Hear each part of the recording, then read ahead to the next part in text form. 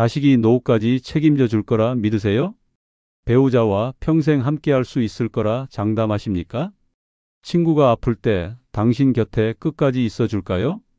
지금 이 세 질문에 당당히 예라고 말할 수 없다면 이미 혼자 살 준비를 시작해야 합니다.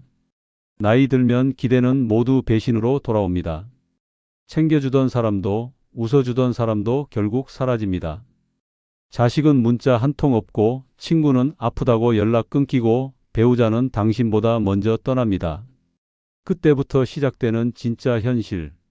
이제는 눈치 보지 않고 눈물 흘리지 않고 나 혼자 우뚝 설 준비를 해야 합니다. 이 5가지를 갖춘 사람만이 혼자가 두렵지 않은 인생을 살아갑니다. 노년의 혼자가 최고인 첫 번째 이유는 괜한 오해, 질투 없이 인간관계를 정리할 수 있어서입니다.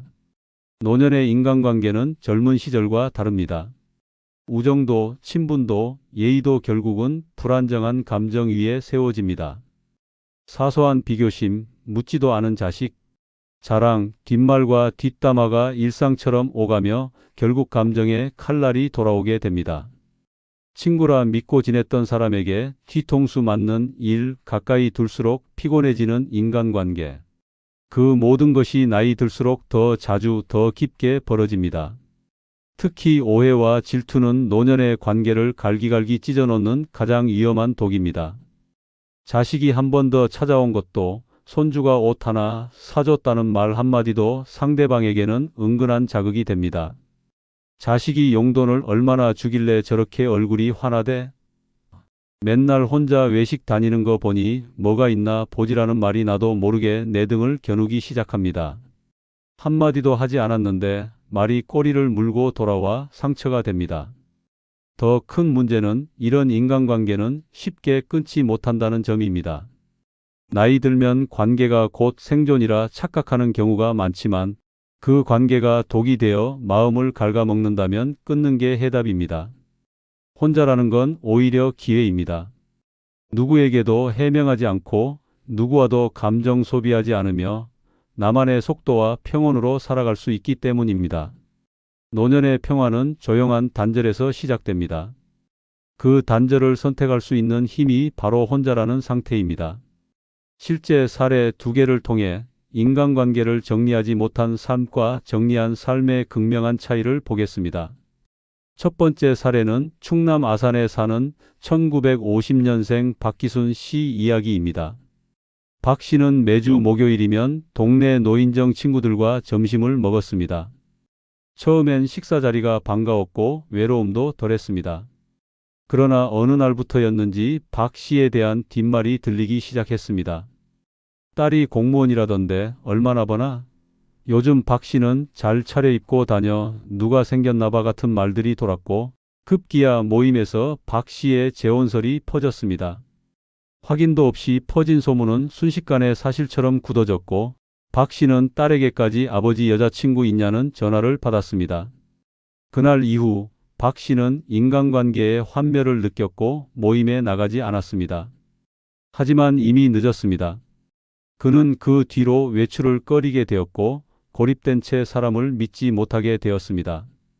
인간관계 하나가 남은 노후를 무너뜨린 사례입니다. 반면 두 번째 사례는 전북 군산에 사는 1956년생 이명자 씨입니다. 남편과 사별 후 친구들과의 모임에 꾸준히 나가던 이 씨는 어느 날 모임에서 들은 너는 남편 돌아가신 지 3년도 안 됐는데 얼굴이 너무 화사하다는 말 한마디에 크게 충격을 받았습니다. 그날 밤 이 씨는 결심했습니다.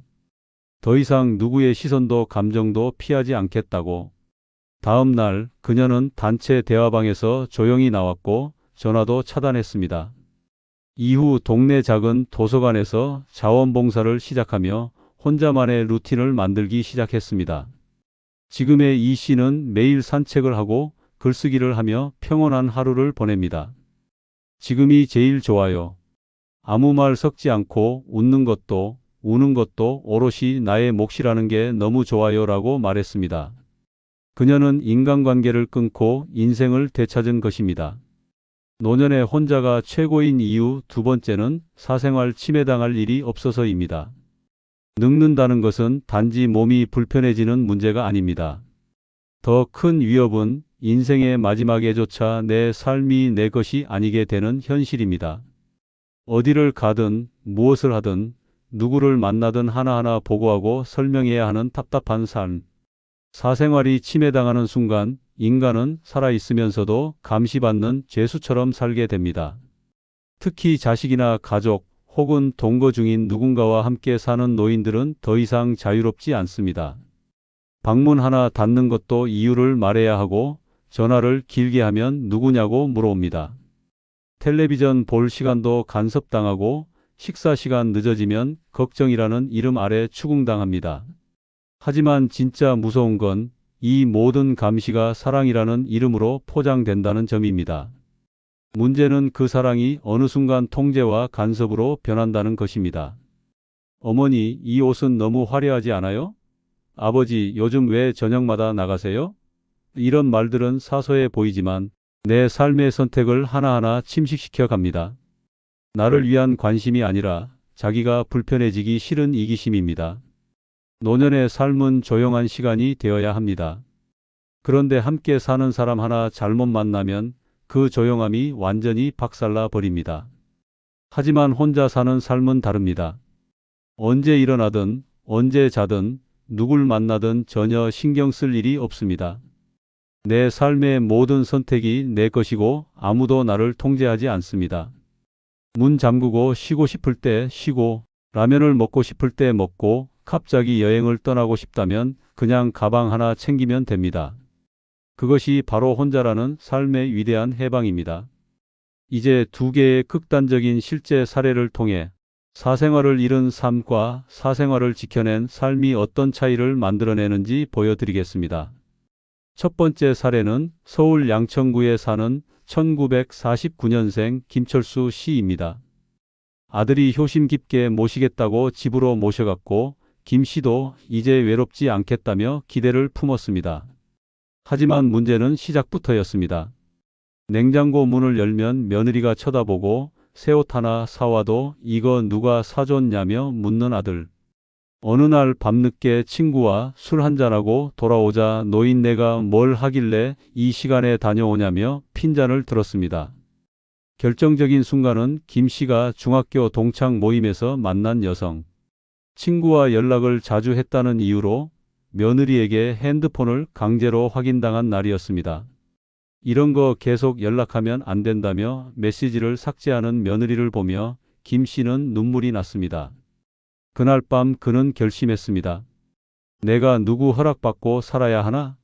결국 김 씨는 다음 달 조용히 나가 월세방을 얻었습니다. 이후 혼자 사는 삶은 상상 이상으로 편안했습니다. 아무도 참견하지 않는 자유, 누구에게도 감시당하지 않는 평화. 김 씨는 말했습니다. 혼자니까 숨을 쉴 수 있습니다. 가족보다 나를 더 아끼게 됐습니다. 반대의 두 번째 사례는 강원도 원주에 사는 1955년생 이정순 씨입니다. 그녀는 남편과 사별 후 혼자 사는 게 외롭다는 이유로 딸의 집에 들어갔습니다. 딸 부부는 잘해주었지만 문제는 점점 고개를 들었습니다. 이 씨가 늦게까지 거실에 앉아 있으면 사위가 불편해했고 새벽에 일어나면 딸이 잠 못 잔다고 핀잔을 줬습니다. 어느 날 친구와 통화하며 우리 딸은 너무 간섭이 심해라고 한 게 딸 귀에 들어갔고 다음 날부터 대화가 끊겼습니다. 이후 딸은 CCTV 설치를 이유로 집안에 스마트 홈 시스템을 들였고 이 씨는 마치 24시간 관찰당하는 기분으로 하루하루를 보냈습니다. 이건 가족이 아니라 감시자입니다. 라고 이 씨는 토로했습니다. 결국 그녀는 우울증 약을 복용하기 시작했고 지금도 정신과 진료를 받고 있습니다. 노년의 혼자가 최고인 이유는 내 삶의 마지막까지 나를 지킬 수 있기 때문입니다. 누군가의 집에 들어가 얻는 따뜻함보다 내 방 하나에서 누리는 자유가 훨씬 값집니다. 감시당하지 않는 삶, 해명하지 않아도 되는 인생. 그 모든 축복은 혼자라는 단어 안에 숨어 있습니다. 노년의 혼자가 최고인 이유 세 번째는 마음 맞는 친구랑만 연락하면 되기 때문입니다. 나이 들어서까지 사람 눈치 보며 억지 웃음 짓고 불편한 대화 이어가고 감정 소비하는 인간관계에 매달릴 필요는 없습니다. 인생의 후반전에서는 나와 잘 맞는 사람, 나를 있는 그대로 받아주는 사람 단 한 명이면 충분합니다. 그런데 이상하게도 노년이 되면 오히려 관계는 더 복잡해지고 불필요한 사람들과의 얽힘은 더 많아집니다. 특히 동창회, 교회 모임, 경로당, 각종 단체 활동은 겉으로 보기엔 외로움을 달래주는 공간처럼 보이지만 속을 들여다보면 질투와 경쟁, 뒷말과 서운함이 쌓이는 전쟁터입니다. 누구는 자식이 뭘 해줬다더라, 어디 여행을 갔더라, 새로 차 산 거 봤어? 같은 비교와 자랑이 난무하고 조용히 지내고 싶은 사람에게조차 무례한 관심이 쏟아집니다. 혼자가 아니라면 그 관계에서 도망칠 수 없습니다. 연락 안 하면 서운하다고 하고 모임 안 나가면 불편하다는 소리가 따라붙습니다. 오랜 인연이라 끊지 못하고 계속 이어가지만 결과는 늘 똑같습니다. 만나고 나면 마음은 지치고 돌아오는 길에 괜히 화가 나고 밤엔 혼자 후회합니다. 그런 만남이 쌓이면 몸보다 먼저 마음이 병듭니다. 하지만 혼자 사는 삶은 다릅니다. 마음 맞는 친구, 진짜 위로가 되는 사람에게만 연락하면 됩니다. 억지로 말 섞을 필요 없고 누구 눈치도 볼 이유 없습니다. 보고 싶을 때만 만나고 듣고 싶은 말만 들으면 됩니다. 연락할 사람도 끊을 사람도 전부 내 마음대로 고를 수 있다는 것. 이것이 혼자라는 삶이 주는 가장 큰 선물입니다. 이제 반대되는 실제 사례 두 가지를 소개합니다. 이 두 사람의 선택이 얼마나 극명하게 다른 삶을 만들었는지를 보시면 왜 노년의 혼자가 최고인지 더 분명히 느끼게 될 것입니다. 첫 번째 사례는 서울 은평구에 사는 1957년생 박은자 씨입니다. 박 씨는 혼자 사는 게 외로울까봐 동창 모임, 교회 소모임, 심지어 아파트 주민 모임까지 나가기 시작했습니다. 처음엔 좋았습니다. 하지만 시간이 지날수록 알게 된 건 이 모임들이 진심보다 체면과 자랑으로 가득 찬 공간이었다는 사실입니다. 아들은 외국계 기업 다닌다더라.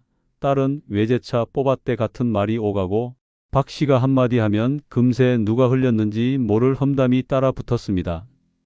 특히 한 번은 건강 때문에 모임을 빠졌더니 요즘 왜 저러냐, 어디 안 좋은 거 아니냐는 말이 돌았고 그 소문이 딸 귀에까지 들어가 큰 오해를 낳았습니다. 결국 박 씨는 모임을 끊지도 못하고 마음은 점점 병들어갔습니다. 사람 만나는 게 무서워졌다는 말이 그녀의 마지막 토로였습니다. 반면 인천 부평에 사는 1952년생 이정훈 씨는 아예 다르게 살고 있습니다. 아내와 사별한 뒤 처음엔 외로움의 경로당에 나가봤지만 며칠 만에 돌아왔습니다. 그곳에선 게임 순서, 간식 분배, 의자 자리 하나까지 서로 눈치를 봐야 했고 말 몇 마디에도 오해가 꼬리를 물었습니다. 이 씨는 생각했습니다. 내가 왜 이걸 감내해야 하나? 그리고 결심했습니다. 그는 자신과 코드가 맞는 단 2명의 친구만 남겼습니다. 한 명은 매주 전화로 근황을 나누고 또 한 명은 한 달에 한 번 만나 고등학교 시절 이야기를 나누는 친구입니다. 나머지는 다 끊었습니다. 그는 말합니다. 딱 2명이면 충분합니다. 다른 사람과의 잡다한 관계는 이제 사치고 내 정신 건강을 지키는 게 더 중요합니다. 지금 그는 오전마다 카페에 들러 신문을 읽고 오후엔 사진을 찍으러 혼자 나갑니다. 아무도 방해하지 않는 삶이 너무도 만족스럽다고 말합니다. 노년이 되면 관계는 수가 아니라 질입니다. 억지로 이어가는 만남은 상처만 남기고 진짜 친구 하나가 외로움을 모두 지워줍니다. 혼자라는 건 고립이 아니라 선택의 자유입니다. 마음 맞는 사람만 곁에 둘 수 있는 특권. 그 특권을 누릴 수 있는 삶이야말로 노년의 혼자가 최고인 이유입니다. 노년의 혼자가 최고인 이유 네 번째는 돈 쓸 때 허락받을 사람 없어서입니다. 인생을 60년, 70년 넘게 살아왔는데도 아직도 돈 쓸 때 눈치를 봐야 한다면 그건 분명히 어딘가 잘못된 삶입니다. 내가 번 돈, 내가 모은 돈인데 누굴 위해 아껴왔고 무엇을 위해 버텨왔습니까? 그런데 정작 내가 나를 위해 뭔가를 사려고 할 때마다 그게 꼭 필요하냐는 말을 듣고 이 나이에 그런데 돈 쓰냐는 조소를 듣는다면 그건 내 인생이 아니라 타인의 인생을 대신 살아가는 것과 다름없습니다. 특히 부부로 같이 사는 경우 돈은 더 이상 개인의 자유가 아닙니다. 옷 하나 사려 해도 또 샀어? 마사지 한번 받으려 해도 사치하네라는 말이 날아옵니다. 자식과 함께 살면 사정은 더 심각합니다. 병원 진료비 말고는 아무 지출도 쉽게 못하고 통장에 있는 돈도 언제 어떻게 쓰였는지 하나하나 따져 듣게 됩니다. 심지어 현금을 찾아 쓰는 것마저 왜 카드 안 쓰세요? 혹시 무슨 일 있으세요? 라고 감시당합니다. 자식들은 부모의 돈을 상속 대상쯤으로 여기고 배우자는 언제나 가게의 공동 관리자처럼 행동합니다. 결국 죽을 때까지 내 돈인데도 내 맘대로 쓸 수 없는 우픈 현실이 노년에 펼쳐집니다. 하지만 혼자 사는 노년은 다릅니다. 누구 눈치도 보지 않고 무엇을 사든 어디에 쓰든 온전히 내 마음입니다. 여행이 가고 싶으면 떠나고 오늘 저녁은 소고기가 먹고 싶으면 사면 됩니다. 꽃이 예뻐 보이면 사들여 방에 놓고 발 마사지가 받고 싶으면 당장 예약하면 그만입니다. 그것이 진짜 자유이고 그 자유는 오직 혼자 사는 사람에게만 주어집니다. 이제 반대되는 실제 사례 두 개를 통해 돈을 쓸 때마다 허락을 받아야 했던 삶과 돈을 자유롭게 쓰는 삶이 어떻게 노년의 질을 갈라놓는지를 살펴보겠습니다. 첫 번째 사례는 경기 고양시에 사는 1953년생 조문자 씨입니다. 조 씨는 남편과 오랜 세월 함께 살아왔고 모든 돈 관리는 남편이 맡았습니다. 남편이 병으로 쓰러지고 난 후에도 조 씨는 여전히 지출에 대해 자식과 상의해야만 했습니다. 어느 날 손주에게 줄 장난감을 인터넷으로 주문했는데 이 사실이 아들에게 알려지자 엄마, 지금 병원비 들어갈 때가 많잖아요. 그건 안 사도 되지 않나요? 라는 핀잔을 들었습니다. 그날 이후 조 씨는 작은 물건 하나 살 때도 죄책감을 느꼈고 자주 가던 미용실도 끊고 고장난 안마의자도 그냥 방치했습니다. 조 씨는 말합니다. 내가 이 돈을 뭐 하려고 모았는지 모르겠어요. 결국 한 번도 시원하게 써보질 못했네요.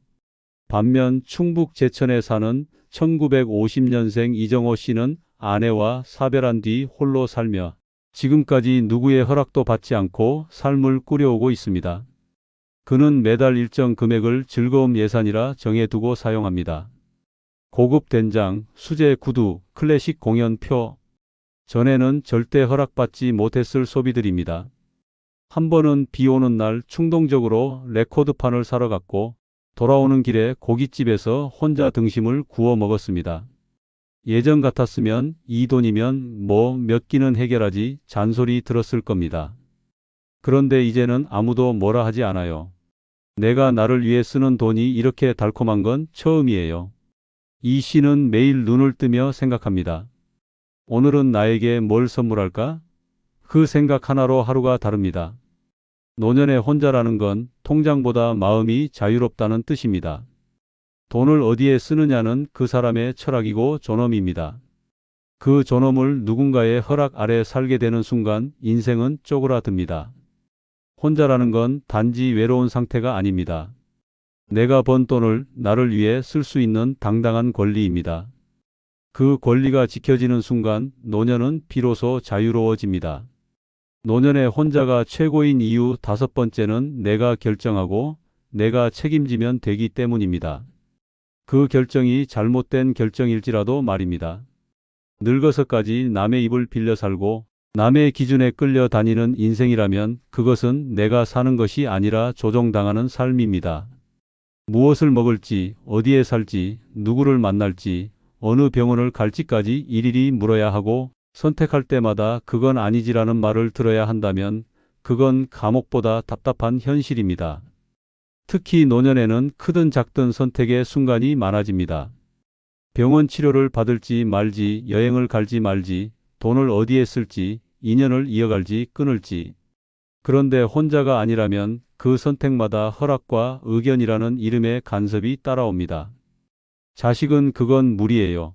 배우자는 괜히 후회할 짓 하지 마요라고 말하며 내 인생을 통제하려 듭니다. 그렇게 자꾸 외부의 목소리에 휘둘리다 보면 어느새 내 목소리는 사라지고 내가 나에게 물어야 할 질문을 타인에게 묻게 됩니다. 그러다 한 번이라도 결정이 실패로 돌아가면 기다렸다는 듯 내가 뭘 했어? 말 안 듣더니 결국 저 꼬리지라는 말이 돌아옵니다. 그 말은 단순한 조언이 아니라 자존심을 박살내는 폭력입니다. 결정권 없는 인생은 실패보다 수치심이 더 아프고 고통스럽습니다. 하지만 혼자는 다릅니다. 내가 정하고 그 결과가 아무리 안 좋더라도 내가 감당하면 됩니다. 후회할 일도 핑계댈 일도 없습니다. 삶의 모든 주도권이 내 손에 있다는 것, 그것이 혼자 사는 삶의 가장 큰 해방입니다. 잘못된 선택조차 내 선택이었기에 당당할 수 있는 인생, 그것이 바로 진짜 나로 사는 길입니다. 경북 포항에 사는 1955년생 윤갑수 씨 이야기입니다. 윤 씨는 오랫동안 고혈압과 협심증을 앓아오던 중 2022년 병원에서 심장 스텐트 시술을 권유받았습니다. 하지만 윤 씨는 평소 수술이나 시술을 꺼리는 편이었고 한방치료와 식이요법으로 꾸준히 관리해 오고 있었기에 조금 더 시간을 두고 판단하고 싶어 했습니다. 그러나 아들과 며느리는 전혀 다른 생각이었습니다. 아버지, 요즘 세상에 그런 걸로 참다간 큰일 나요. 병원에서 하라면 해야죠. 저희가 다 알아봤어요. 스텐트 넣는 게 제일 안전해요. 윤 씨는 몇 날 며칠을 고민하다가 결국 자식들 뜻대로 시술을 받았습니다. 시술 자체는 성공적이었지만 이후 문제가 터졌습니다. 체질과 맞지 않은 항응고제가 몸에 무리를 주면서 반복적인 멍과 출혈이 나타났고 약물 부작용으로 식욕 저하와 불면이 찾아왔습니다. 건강이 더 좋아져야 할 수술 후에 오히려 몸은 나빠졌고 일상이 무너졌습니다. 무엇보다 그를 무너뜨린 건 그의 상태를 걱정하기는커녕 아버지가 운동을 안 하셔서 그래요. 우리가 얼마나 설득했는데 관리 안 하니까 그런 거죠라고 말하는 자식들의 태도였습니다. 윤 씨는 말했습니다. 내가 선택한 것도 아닌데 결과에 대한 책임만 나 혼자 지고 있더군요. 이럴 거면 차라리 그냥 내 방식대로 해보고 후회하는 게 나았어요. 그는 그 후로 병원 진료도 스스로 예약하고 자식들에게 건강 이야기를 꺼내는 것조차 꺼리게 되었습니다. 오랜만에 혼자 커피를 마시던 날 윤 씨는 입을 다물고 이렇게 읊조렸다고 합니다. 이 나이에 내 인생도 남이 조종해 내가 사는 게 맞나 싶어. 반면 강원도 속초에 사는 1950년생 박선자 씨의 이야기는 전혀 다릅니다. 그녀는 2019년 위암 1기 진단을 받았지만 수술을 거부했습니다. 의료진은 강하게 권했고 딸은 눈물을 흘리며 무릎 꿇고 말렸지만 박 씨는 단호했습니다. 내 몸에 칼 대는 건 싫다. 그보다 나는 내가 원하는 방식으로 싸울 거다. 그녀는 도시를 떠나 조용한 시골 마을로 들어갔고 스스로 만든 채식 식단과 명상, 매일 오전 해안 산책이라는 루틴을 만들어 꾸준히 실천했습니다. 딸은 연락이 없으면 불안하다며 매일 전화를 걸었고 동생은 미쳤냐며 병원이라도 강제로 데려가려 했지만 박 씨는 요지부동이었습니다. 그리고 3년 후 정기검진에서 암세포는 성장하지 않았고 상태는 안정적으로 유지되고 있었습니다. 의사는 매우 이례적인 경우라며 놀랐고 가족들은 그제서야 고개를 숙였습니다. 하지만 박 씨는 결과와 관계없이 이미 확신을 갖고 있었습니다. 그녀는 말했습니다. 내가 선택했고 어떤 결과든 감당하려 했습니다. 그리고 그 선택이 옳든 그르든 후회는 하나도 없어요. 남이 시켜서 한 선택이었다면 아무리 좋아졌어도 내가 주인이 아니었겠죠. 한번 솔직히 얘기해 보세요. 지금 당신 곁에 남은 사람, 진짜 마음으로 남아있는 사람이 몇 명입니까?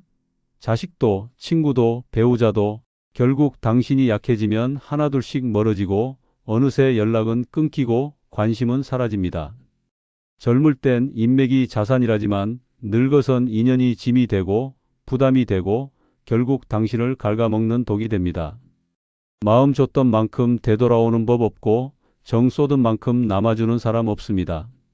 이제는 인정해야 합니다.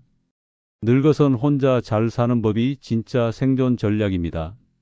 오늘은 늙어 부질없는 인연 다 끊고 혼자 사는 게 최고인 6가지 이유를 주제로 한 영상입니다. 구독과 좋아요 누르시면 지금 바로 시작하겠습니다.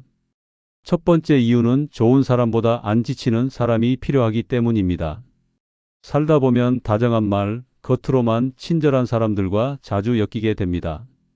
처음엔 참 좋은 사람이야 라고 느낍니다. 말을 예쁘게 하고 웃으며 대하고 손 한번 잡아주며 괜찮다고 말합니다. 그런데 그런 사람일수록 시간이 갈수록 당신을 지치게 만듭니다. 진심은 없고 말만 예쁘고 정작 당신이 힘들 땐 발 뺍니다. 좋은 사람은 많은데 안 지치게 하는 사람은 드뭅니다. 나이 들수록 당신은 감정의 쓰레기통이 됩니다. 그들은 이야기 좀 들어줘요 라며 속 얘기를 쏟아내고 당신이 조용히 있으면 왜 말이 없냐며 짜증을 냅니다. 문제는 당신의 감정은 아무도 묻지 않습니다. 당신은 늘 들어주는 입장이고 이해해주는 역할입니다. 그렇게 몇 년을 함께 지내다 보면 당신은 지치고 피로하고 마음마저 고장납니다. 겉으로 좋은 사람보다 함께 있어도 피곤하지 않은 사람이 100배 낫습니다. 늙어서 관계에 지쳐선 안 됩니다. 사람 때문에 스트레스를 받는 순간 남은 생은 그 피로에 갉아먹히며 끝이 납니다. 말은 예쁘지만 뒷말은 독하고 웃는 얼굴. 뒤로 날카로운 가시를 품은 사람은 더 이상 곁에 둘 이유가 없습니다. 내 삶에서 에너지를 빨아가는 사람은 아무리 오래된 인연이라도 단칼에 끊어야 합니다. 그래야 나 자신을 지킬 수 있습니다. 내가 약해지면 그 사람은 더 깊이 들어와 날 짓밟습니다. 경기도 하남시에 사는 69세 박영선 씨는 평소 참 좋은 사람으로 불리던 이웃, 친구 장 모 씨와 오랜 세월 왕래하며 지냈습니다. 장 씨는 항상 상냥한 말투로 언니, 오늘도 고우시네요. 언니는 정말 마음이 따뜻해요 라는 말을 입에 달고 살았습니다. 하지만 문제는 늘 그 뒤에 따라왔습니다. 근데 있잖아, 이번 달엔 생활비가 좀 빠듯해서 이건 내가 말 안 하려 했는 대로 시작되는 하소연과 은근한 부탁들. 박 씨는 처음엔 도와줬습니다. 쌀을 나눠주고 냉장고 반찬을 담아주고 동사무소 가는 길까지 동행했습니다. 하지만 시간이 갈수록 장 씨는 점점 뻔뻔해졌고 심지어 다른 이웃에게 박 언니는 나 없으면 못 살아라는 말까지 하고 다녔습니다. 결정적인 날은 박 씨가 몸이 안 좋아 병원에 입원했을 때였습니다. 장 씨는 단 한 번도 병문안은커녕 전화 한 통도 하지 않았고 오히려 다른 이웃에게 요즘 박 언니는 너무 예민해서 가까이 못 가겠어 라고 험담했습니다. 퇴원 후 모든 사실을 알게 된 박 씨는 조용히 행동에 나섰습니다. 장 씨와의 모든 연락을 끊었고 모임에서도 얼굴을 보지 않았습니다. 대신 복지관에서 새로운 취미를 시작했고 자신을 진심으로 챙겨주는 사람들과 새롭게 관계를 만들었습니다. 몇 달 뒤 장 씨가 다시 연락해 우리 다시 잘 지내보자고 문자를 보냈지만 박 씨는 단호하게 답했습니다. 나는 이제 나를 지치게 하는 사람한텐 시간도 감정도 쓰지 않기로 했어. 잘 지내. 이 한마디로 박 씨는 수십 년 묵은 피로를 끊어냈습니다. 지금 그녀는 말합니다. 웃는 사람 말고 안 지치는 사람이 곁에 있어야 진짜 편하더라. 좋은 말보다 조용히 있어주는 사람이 100배 낫더라. 관계는 깊이보다 밀도입니다. 많이 알고 오래 알고가 중요한 게 아니라 함께 있을 때 지치지 않는 사람이 곁에 남아야 합니다. 늙어 외로워서 사람을 붙잡는 순간 그 사람은 당신을 약한 존재로 보기 시작합니다. 그리고 그 틈을 파고들어 당신을 이용하고 소모시킵니다. 지금이라도 관계를 재정비하십시오. 당신을 괴롭힌 그 착한 얼굴의 진짜 의도부터 끊어내야 진짜 편해집니다. 두 번째 이유는 먼저 안부 묻는 사람이 진짜 내 사람이기 때문입니다. 광주 북구에 사는 74세 박영옥 씨는 젊은 시절 마을 반장을 하며 동네 사람들과 부대끼며 살았습니다. 누구보다 활발했고 사람들을 챙기고 생일이면 먼저 전화하고 김장철이면 직접 배추를 나눠주곤 했습니다. 자식들에게도 늘 먼저 연락해 밥은 먹었냐, 감기 걸리진 않았냐 묻는 사람이었습니다. 하지만 그 모든 관계는 본인이 먼저 움직일 때만 유지되는 것들이었습니다. 어느 날 박 씨는 갑작스러운 심장 통증으로 병원에 실려갔습니다. 급하게 시술을 받고 일주일을 입원했지만 그 기간 동안 병실 문을 연 사람은 단 한 명도 없었습니다. 자식도 친구도 연락이 없었습니다. 퇴원 후 박 씨는 휴대폰을 열어봤고 착잡한 마음으로 연락처 목록을 내려보다 조용히 지웠습니다. 내가 먼저 연락 안 하면 이렇게 아무도 찾지 않는구나. 박 씨는 서서히 사람들과의 연락을 끊었습니다. 연락을 끊은 지 한 달이 지나도 아무 일 없다는 듯 세상은 조용했습니다. 그러던 어느 날 박 씨가 예전에 함께 성당을 다녔던 친구 유분남 씨에게서 전화 한 통을 받았습니다. 요즘 왜 연락이 없어? 많이 아팠다며? 나 그 얘기 늦게 들었어. 미안해. 박 씨는 놀랐습니다. 모두가 사라졌다고 생각했던 그때 단 한 사람은 진심으로 걱정하고 있었던 겁니다. 유 씨는 박 씨의 집을 직접 찾아왔고 국을 끓여주며 말했습니다. 사람 다 끊어도 나 하나쯤은 남겨둬. 그 말에 박 씨는 참았던 눈물을 흘렸습니다. 지금 박 씨는 여전히 대부분의 사람들과 거리를 두고 살아갑니다. 먼저 연락하지 않고 부탁도 하지 않습니다. 하지만 유 씨만은 다릅니다. 두 사람은 일주일에 한 번씩 만나 함께 장을 보고 근처 공원을 산책하며 서로의 안부를 묻습니다. 박 씨는 말합니다. 나한테 먼저 안부를 묻는 사람이 단 한 명이라도 있다면 그 사람과만 깊게 지내면 돼. 수십 명보다 그런 한 명이 더 크고 든든하더라. 노년의 관계는 숫자가 아니라 진심으로 나를 떠올려주는 단 한 사람이면 충분합니다. 억지로 붙잡아야 유지되는 인연은 결국 마음을 다치게 하고 먼저 안부를 묻는 한 사람과의 관계만이 당신의 남은 시간을 따뜻하게 채워줄 수 있습니다. 늙어 외로워질까봐 걱정하지 마십시오. 진짜 인연은 말을 걸지 않아도 문득 안부를 묻는 사람입니다. 그런 사람 하나면 혼자 사는 삶이 외로운 게 아니라 평온한 시간이 됩니다. 세 번째 이유는 말 돌려서 상처 주는 사람, 이제는 걸러야 하기 때문입니다. 늙어서 가장 서러운 건 대놓고 욕먹는 게 아닙니다. 웃는 얼굴로 돌려 말하며 속을 후벼 파는 사람입니다. 그 나이에 그 옷은 좀 존경해요. 겉으론 칭찬 같지만 그 속엔 조롱과 비웃음이 가득합니다. 문제는 이런 말을 하는 사람이 낯선 타인이 아니라 평소 친하다고 믿었던 사람이라는 점입니다. 그들은 절대 정면에서 공격하지 않습니다. 돌려 말하고 빈정거리며 애매한 말투로 당신의 자존심을 슬그머니 짓밟습니다. 그런 말에 매번 웃으며 넘기다 보면 어느새 당신은 말 못 알아듣는 노인 취급을 받습니다. 늙은 사람은 참을 줄 알아야 한다고요? 아닙니다. 이제는 걸러야 합니다. 애매한 말로 상처 주는 사람은 당신의 인생에서 가장 먼저 지워야 할 대상입니다. 정이 아깝다고 오래 알고 지냈다고 봐주는 순간 그 사람은 더 뻔뻔하게 선을 넘습니다. 충남 공주에 사는 70세 양미자 씨는 동네에서 오랜 친구라 불리던 한 명숙 씨와 30년 가까이 관계를 이어왔습니다. 함께 시장도 다니고 김장도 같이 하고 명절이면 선물도 주고받았습니다. 하지만 명숙 씨의 말투는 늘 어딘가 이상했습니다. 미자 언니는 참 대단해. 저 형편에 여행도 다니고. 처음엔 넘겼습니다.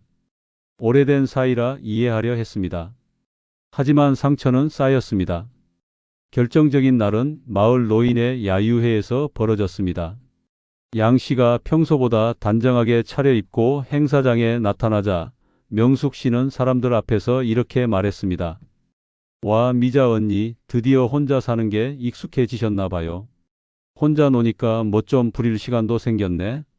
그 자리에 있던 사람들이 어색하게 웃었고 양 씨는 순간 얼굴이 굳었습니다.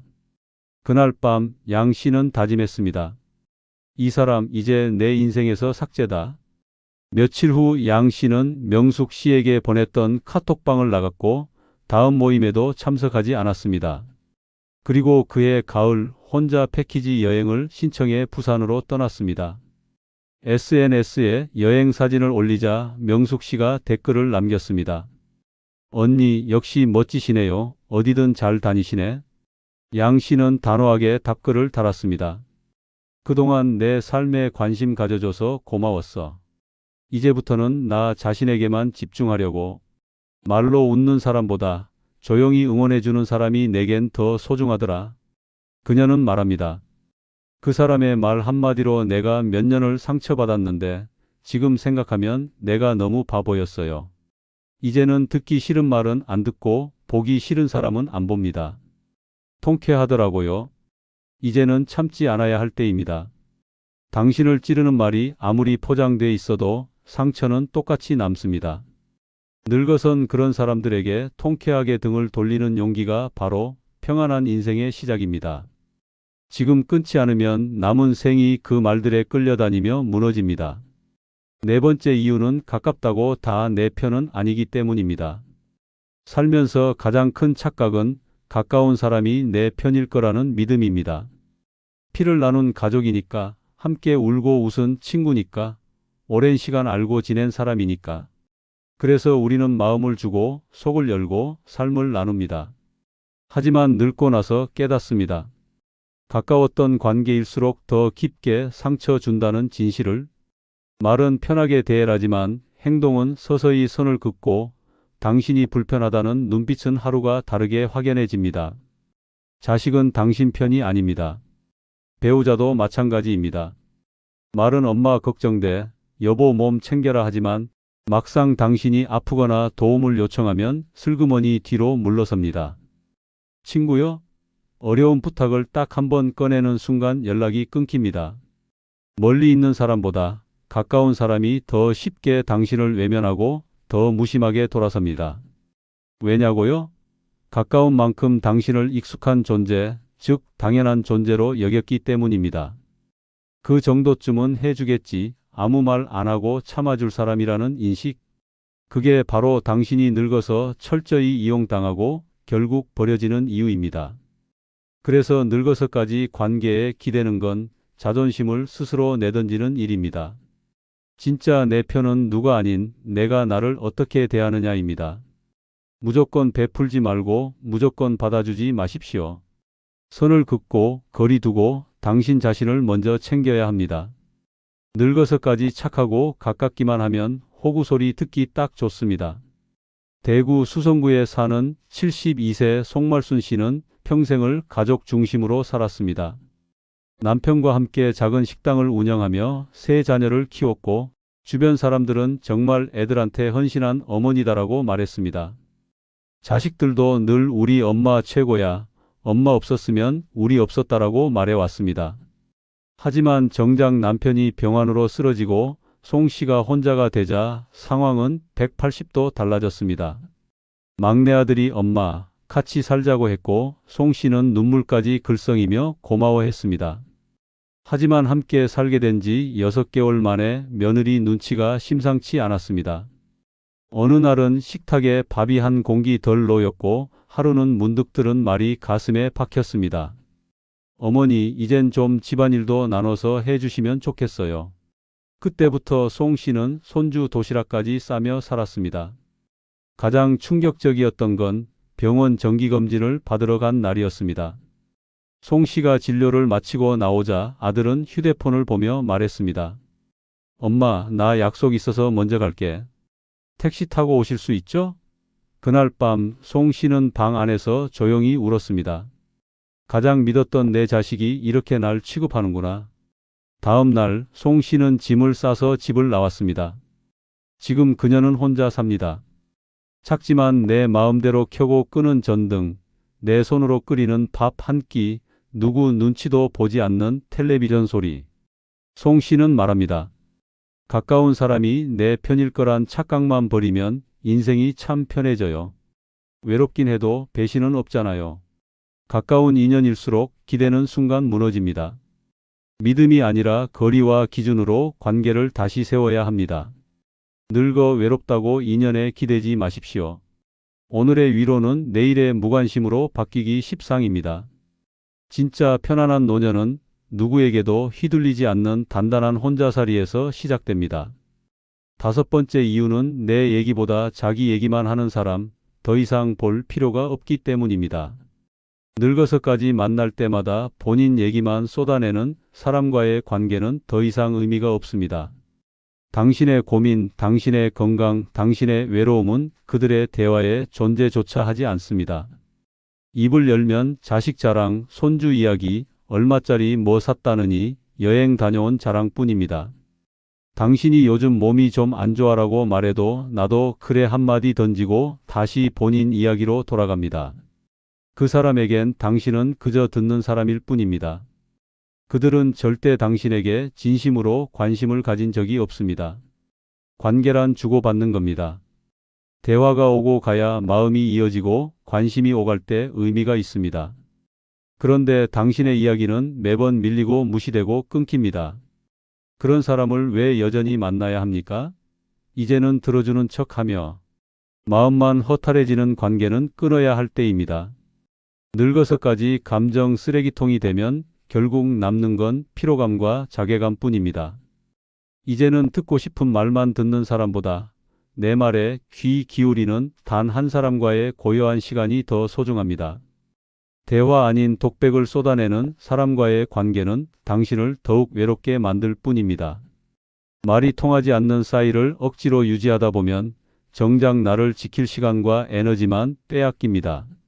서울 노원구에 사는 72세 김현옥 씨는 10년 넘게 알고 지낸 친구 박모 씨와 자주 만났습니다. 박 씨는 매번 커피숍에 앉자마자 1시간 넘게 자식 자랑과 남편 흉, 친구 뒷얘기를 쏟아냈습니다. 김 씨가 요즘 잠이 잘 안 와서 병원 다니고 있어라고 말을 꺼내면 박 씨는 아유, 나도 그래, 근데 있잖아, 우리 애가라며 또 자기 이야기만 이어갔습니다. 결정적인 날은 김 씨의 남편이 쓰러졌던 바로 다음 주였습니다. 박 씨와 통화하면서 남편이 중환자실에 있어라고 힘겹게 얘기했지만 박 씨는 이렇게 말했습니다. 그런 얘기 말고 나 요즘 진짜 스트레스 받아 죽겠어. 나도 좀 위로받고 싶다. 그 순간 김 씨는 전화를 끊었습니다. 그리고 다시는 연락하지 않았습니다. 한 달 뒤 박 씨가 모임에서 요즘 왜 안 나오냐며 문자하자 김 씨는 단호하게 답장을 보냈습니다. 이젠 내 얘기에 귀 기울이지 않는 사람과는 대화하고 싶지 않습니다. 내 삶은 누군가의 하소연을 받아주는 시간으로 남기기엔 너무 소중합니다. 지금 김 씨는 혼자지만 훨씬 편안합니다. 더 이상 피곤한 대화도 없고 억지로 웃을 필요도 없습니다. 조용하지만 내가 중심인 하루, 그게 진짜 자유더라고 말합니다. 듣고만 사는 인생은 끝내 스스로를 잃습니다. 늙어서 말에 무게가 같아야 관계도 남습니다.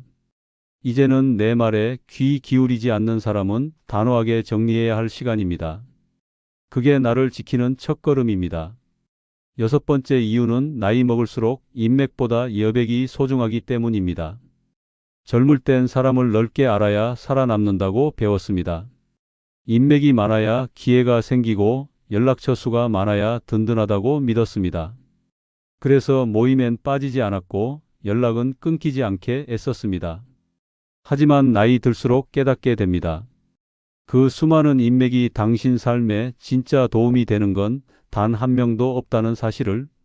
오히려 그 많은 인연이 피곤함이 되고 감정 소모가 되고 당신의 시간을 갉아먹는 짐이 됩니다.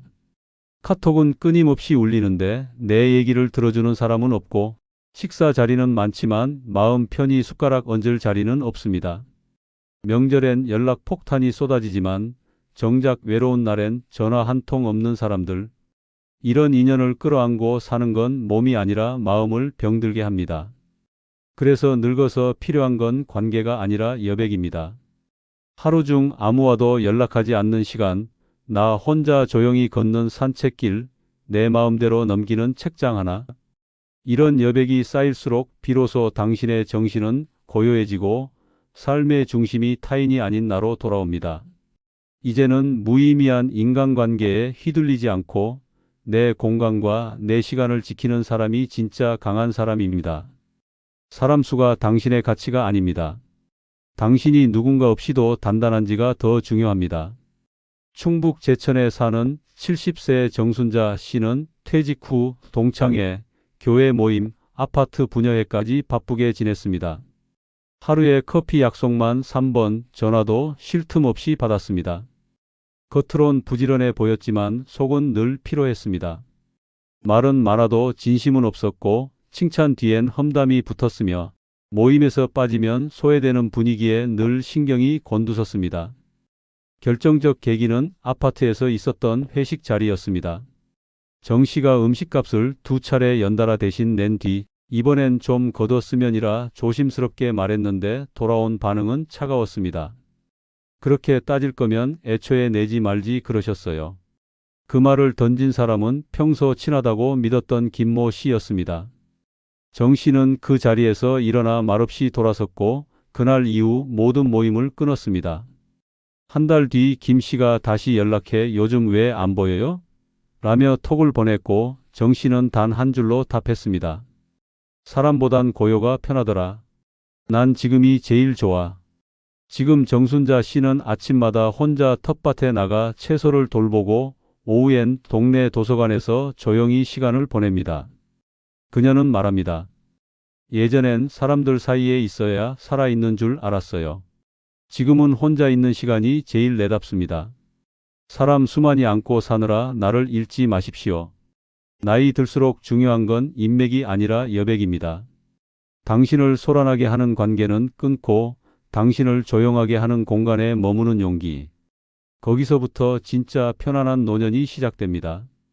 다 부질없습니다. 젊을 땐 웃고 떠들던 친구, 술 한 잔에 밤새워 속 풀던 사이, 힘들 땐 어깨에 빌려주던 그 사람.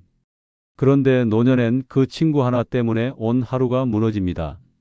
툭 던지는 말에 마음이 헤집어지고 자기 얘기만 늘어놓는 통에 머리가 지끈거리고 만나고 돌아오는 길엔 늘 후회만 남습니다. 관계는 여전한데 감정은 계속 소모됩니다. 그게 바로 노년 감정 소모 1위 피해야 할 친구입니다. 오늘은 노년 감정 소모 1위 이런 친구 꼭 피하세요 라는 주제로 이야기해 드리겠습니다. 좋아요 누르시면 시작하겠습니다. 첫 번째 멀리해야 할 친구는 자식 자랑으로 하루를 보내는 친구입니다. 이들은 말끝마다 자식을 끼워 넣습니다. 오늘은 딸이 외제차를 뽑았고 내일은 아들이 해외 출장을 갔으며 명절이면 손자가 장학금을 탔다고 입에 침이 마르도록 떠듭니다. 당신이 겨우 우리 아들 요즘 바빠서 연락이 뜸해라고 말하면 기다렸다는 듯이 쐐기를 박습니다. 요즘 젊은 애들 다 그래도 우리 애는 꼭 연락해. 하루 한 번은 전화하거든. 그 말은 칼이 되어 당신 가슴에 박힙니다. 문제는 그들이 당신을 위로하려는 게 아니라 스스로 우위에 서고 싶어 한다는 점입니다. 속은 텅 비었는데 자식의 성취로 자기 존재를 포장합니다. 말은 겸손한 척하지만 실상은 끊임없는 비교와 마이크로 공격으로 상대를 위축시킵니다. 이런 사람과의 관계는 마치 매일 감정에 피를 흘리는 것과 같습니다. 처음에는 대수롭지 않게 들리던 자랑이 어느 순간 당신의 마음을 파먹고 결국 스스로를 초라하게 만드는 지름길이 됩니다. 더 위험한 건 이 자식 자랑 친구는 교묘하게 당신의 자존감을 무너뜨립니다. 어머, 아들은 아직도 결혼 안 했어? 요즘 애들은 눈이 높아서 문제야. 요즘은 유튜브 같은 거 해도 돈 되나 보지? 우리 아들은 그런 건 안 해. 안정적인 게 최고라서. 이런 말들은 칭찬으로 포장한 독설입니다. 듣는 사람을 한없이 작아지게 만들고 노년의 외로움을 더 깊게 파고듭니다. 이쯤 되면 물어야 합니다. 나는 친구를 만났는데 왜 더 피곤할까? 그 답은 간단합니다. 그 친구는 대화하는 것이 아니라 무의식적으로 경쟁하고 있었기 때문입니다. 자식이라는 방패 뒤에 숨은 사람은 상대방의 상처를 볼 줄 모릅니다. 그리고 그 무심한 자랑은 당신의 감정을 갉아먹는 칼날이 됩니다. 서울 중랑구에 사는 71세의 윤정희 씨는 이런 친구 때문에 3년간 고통을 겪었습니다. 매주 금요일 같은 성당 소모임에서 만나는 어씨는 늘 자식 자랑으로 시간을 채웠습니다. 우리 딸은 유학 갔다 오더니 외국계 기업 들어갔잖아. 우리 손자는 이번에 수학 경시대회에 나가서 또 상 받았어. 너희 손주는 몇 학년이지? 윤 씨는 처음엔 그냥 넘겼습니다. 하지만 모임이 끝날 때마다 마음이 무거워졌습니다. 윤 씨는 이혼 후 홀로 딸을 키웠고 지금 딸은 지방에서 남편과 어렵게 살고 있습니다. 연락도 자주 오지 않고 경제적으로도 힘든 상황이었습니다. 자랑 이야기를 들을 때마다 윤 씨는 자신이 실패한 부모처럼 느껴졌고 어느 날은 모임이 끝나자마자 성당 화장실에서 혼자 눈물을 쏟았습니다. 내가 뭘 그렇게 못 살았다고 왜 이렇게 초라하지? 그날 이후 윤 씨는 모임을 끊었습니다. 비교하지 않으니 살겠더라고요. 이젠 자식 자랑 들어도 그냥 흘려요. 그 사람 인생이니까. 노년의 감정은 젊을 때보다 더 예민하고 더 쉽게 상처받습니다. 자식 자랑은 듣는 이를 무력하게 만들고 삶을 비교하게 하며 결국 자신을 부정하게 만듭니다. 내가 살아온 인생에 누가 점수를 매길 수 없습니다. 자식이 내 명함이 아닙니다. 노년에 진짜 지켜야 할 것은 자존감입니다. 그 자존감을 갉아먹는 자식 자랑 친구는 아무리 오래된 인연이라도 끊어내야 합니다. 두 번째 멀리해야 할 친구는 만나면 남편 흉만 보는 친구입니다. 이들은 첫 인사도 안부도 없습니다. 앉자마자 남편 욕으로 대화를 시작합니다. 지는 집에 있으면 꼴도 보기 싫어. 숨만 쉬어도 짜증나. 저 인간 때문에 내가 인생을 다 버렸어. 이런 말을 듣고 있으면 처음엔 그냥 위로처럼 느껴질 수 있습니다. 나도 남편과 갈등이 있으니까 공감하는 척 고개를 끄덕이게 됩니다. 그런데 어느 순간 당신은 이런 생각을 하게 됩니다. 혹시 나도 남편을 너무 참고 사는 거 아닐까? 저렇게 분출하면서 살아야 속이 편한 건 아닐까? 그 친구의 말은 당신 안의 감정을 자극하고 마침내 무너뜨립니다. 남편 욕은 처음엔 타인에 대한 불만이지만 결국 자신의 삶에 대한 불신으로 돌아옵니다. 누구나 부부 사이에 불만은 있습니다. 오랜 시간 쌓인 습관, 어긋난 기대, 반복되는 오해 속에서 갈등이 없는 부부는 없습니다. 그러나 문제는 그 갈등을 매번 만나서 토해내는 친구입니다. 자신의 불행을 매번 반복해서 떠들다 보면 그 사람은 감정의 배출구가 아니라 감정의 쓰레기통이 됩니다. 그리고 그 앞에 있는 당신은 그 쓰레기를 뜯고 받아내야 하는 청소부가 됩니다. 이런 친구와의 만남은 시간이 지날수록 당신을 지치게 만듭니다. 처음엔 저런 사람도 있구나 하며 듣다가 나중엔 남편을 볼 때마다 그 친구의 말이 떠오릅니다. 남편도 똑같이 나를 무시하나? 나도 참기만 하지 말고 한번 터뜨려야 하나? 결국 당신의 가정에도 균열이 생기기 시작합니다. 감정은 전염됩니다. 남편 흉을 하루 종일 들으면 당신 마음도 점점 부정적으로 물듭니다. 남편과의 대화도 까칠해지고 일상의 작은 다툼도 예민하게 반응하게 됩니다.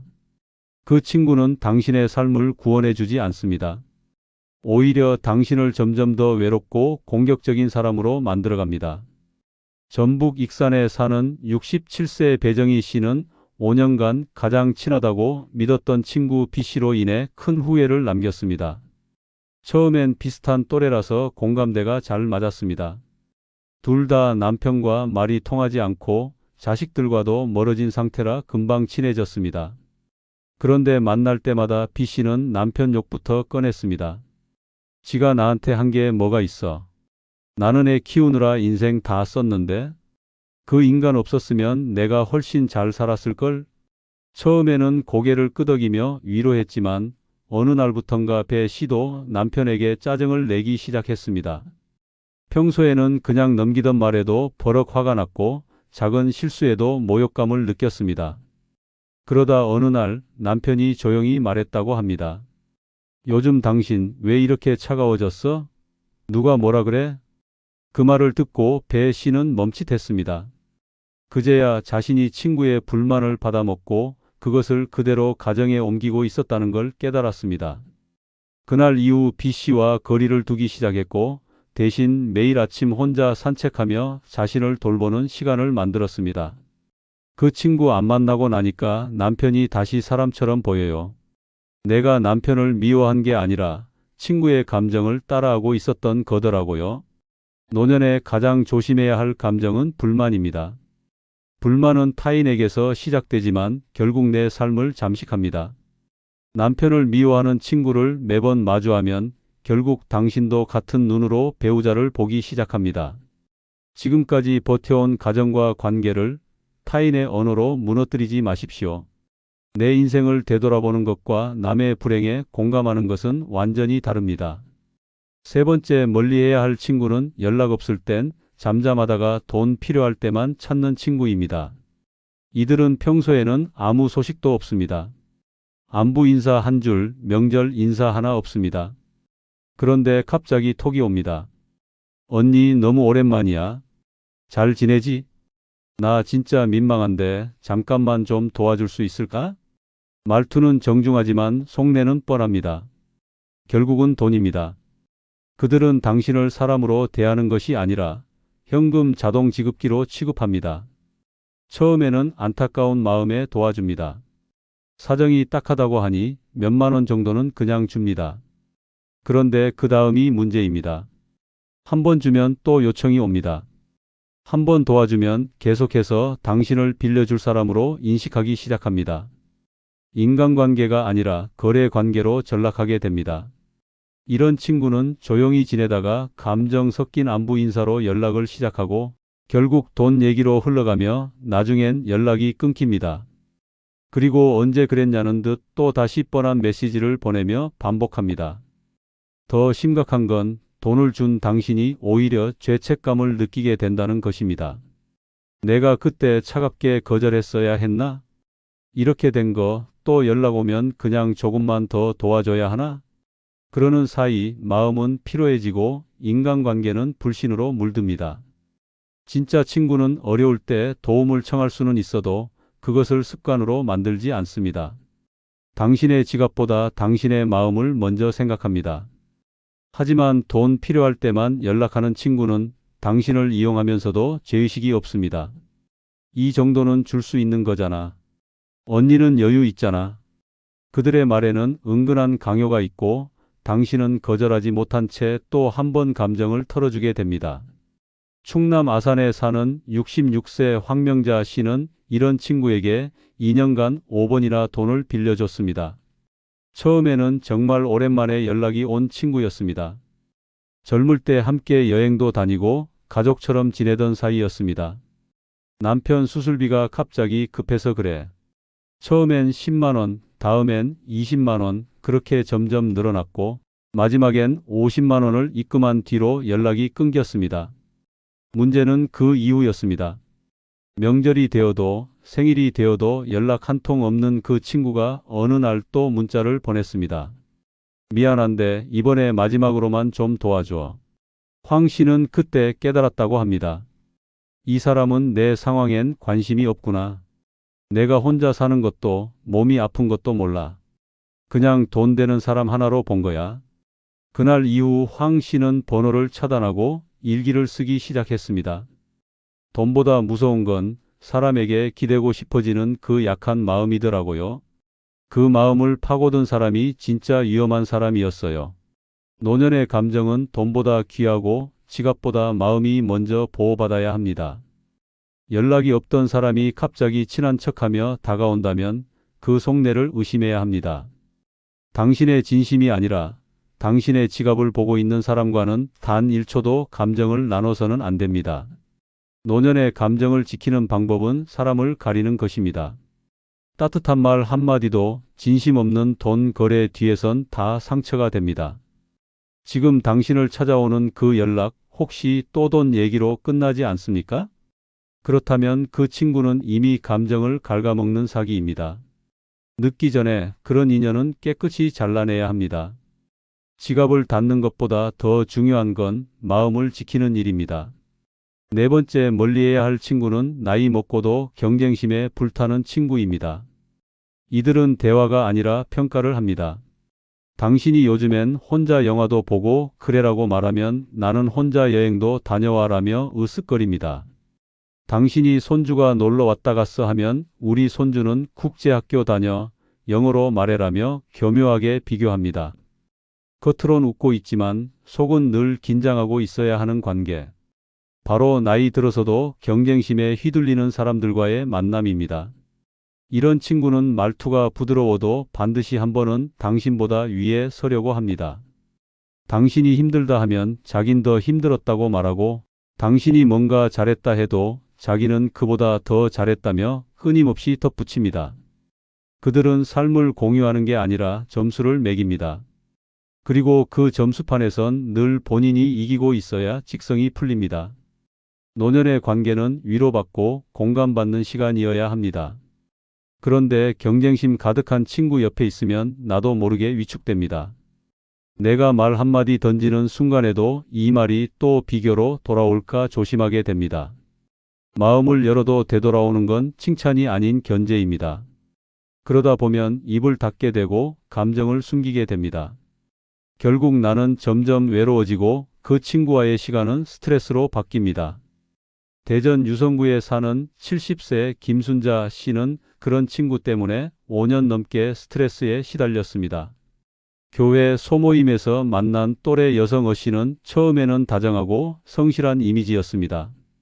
그런데 순자 씨가 손주 돌보는 얘기를 꺼내자 어씨는 이렇게 말했습니다. 나는 손주 돌보는 거 절대 안 해. 시간 아깝잖아. 난 아직도 영어 학원 다니거든. 순자 씨가 남편과 텃밭 가꾸는 얘기를 하자 어씨는 코웃음을 치며 말했습니다. 그 나이에 흙 묻히는 게 재미있어? 난 그냥 백화점 VIP 라운지에서 차 마시는 게 더 좋아. 이런 대화가 반복되자 순자 씨는 점점 위축됐습니다. 내가 뒤처진 것 같고 내가 뭔가 잘못 살고 있는 것 같고 말 한마디 꺼낼 때마다 자존감이 꺾였습니다. 어느 날 순자 씨는 집으로 돌아오는 길에 문득 눈물이 쏟아졌습니다. 왜 자꾸 나를 작게 느끼게 만드는 걸까? 내가 뭘 그렇게 못한 것도 아닌데. 그 후로 순자 씨는 그 모임을 그만두고 평범한 친구들과의 산책 모임에 참여하게 됐습니다. 그곳에선 아무도 자랑하지 않았고 누구도 비교하지 않았습니다. 대신 매일 오늘 기분은 어때? 요즘 뭐 좋아하세요? 같은 다정한 질문이 오갔습니다. 그때 처음 느꼈어요. 나를 깎아내리지 않는 사람이 이렇게 따뜻한 사람이구나. 노년은 비교하며 살기엔 너무 아까운 시간입니다. 젊을 땐 몰라도 이제는 서로의 성취를 따지는 것이 아니라 서로의 존재 자체를 존중해줘야 할 때입니다. 당신이 잘 지내고 있다는 말에 진심으로 기뻐하는 친구. 그런 사람이 귀한 사람입니다. 나이 들어서까지 누가 더 잘났는지, 누가 더 부자인지 따지며 사는 사람은 결국 자기 자신과도 싸우는 중입니다. 그리고 그 싸움에 당신을 끌어들이고 있다면 지금 당장 끊어내야 합니다. 당신은 누군가의 비교 대상이 아닙니다. 당신은 당신 그 자체로 소중합니다. 5번째, 멀리해야 할 친구는 도움 줬더니 나중에 원망하는 친구입니다. 이들은 도움을 요청할 때는 세상에서 가장 간절하고 겸손한 얼굴을 하고 찾아옵니다. 언니, 나 이번만 도와줘. 평생 잊지 않을게. 정말 미안해서 어떡하지, 은혜 절대 안 잊을게. 그 말에 속아 지갑을 열고 시간과 정성을 쏟습니다. 그런데 시간이 조금만 지나면 당신은 이상한 말을 듣게 됩니다. 그때 언니가 나 좀 더 챙겨줬어야 했는데, 도와준 건 고마운데 솔직히 그것 때문에 더 힘들었어. 이들은 은혜를 기억하지 않고 빌미로 바꿉니다. 당신이 도와준 그 일은 시간이 지나면 오히려 공격의 소재가 됩니다. 처음엔 고맙다더니 나중엔 그땐 언니 때문에 망한 거야 라고 뒤통수를 칩니다. 도와줬던 당신은 억장이 무너지고 마음에 깊은 배신감을 안고 돌아서게 됩니다. 더 무서운 건 이들의 태도입니다. 처음엔 약자처럼 보이지만 어느 순간 당신의 친절을 당연한 의무로 인식하기 시작합니다. 호의를 베풀었는데도 오히려 그때 왜 그렇게밖에 안 했냐는 원망을 듣게 됩니다. 도와준 건 당신인데 죄책감을 느끼는 사람도 결국 당신입니다. 이쯤 되면 질문이 바뀝니다. 내가 뭘 잘못했나? 가 아니라 왜 내가 죄인이 되었나? 로. 이런 친구는 당신의 따뜻함을 악용합니다. 감정적으로 죄책감을 씌우고 후회를 심어주며 결국 당신이 먼저 멀어지지 못하게 만듭니다. 하지만 잊지 마십시오. 도움은 강요가 아니라 선택이며 은혜는 원망으로 갚을 수 있는 게 아닙니다. 경북 포항에 사는 68세 이금자 씨는 평생 가장 후회하는 일이 친구를 도운 것이라고 말합니다. 20년 지기 친구가 급하게 보증인이 되어 달라고 부탁했을 때 금자 씨는 망설이다가 사인을 해줬습니다. 믿지 않으면 친구가 아니잖아. 그 말에 속아 도와줬고 결국 친구는 사업에 실패했습니다. 그 후 금자 씨는 몇 년간 신용불량자로 살며 연금 일부까지 압류당했습니다. 친구는 처음엔 미안하다고 했지만 몇 달이 지나자 이렇게 말했습니다. 솔직히 언니가 그때 말렸어야지. 언니도 알고 있었잖아. 그 사업 위험하다는 거. 그 말에 금자 씨는 입을 다물 수밖에 없었습니다. 그녀는 말합니다.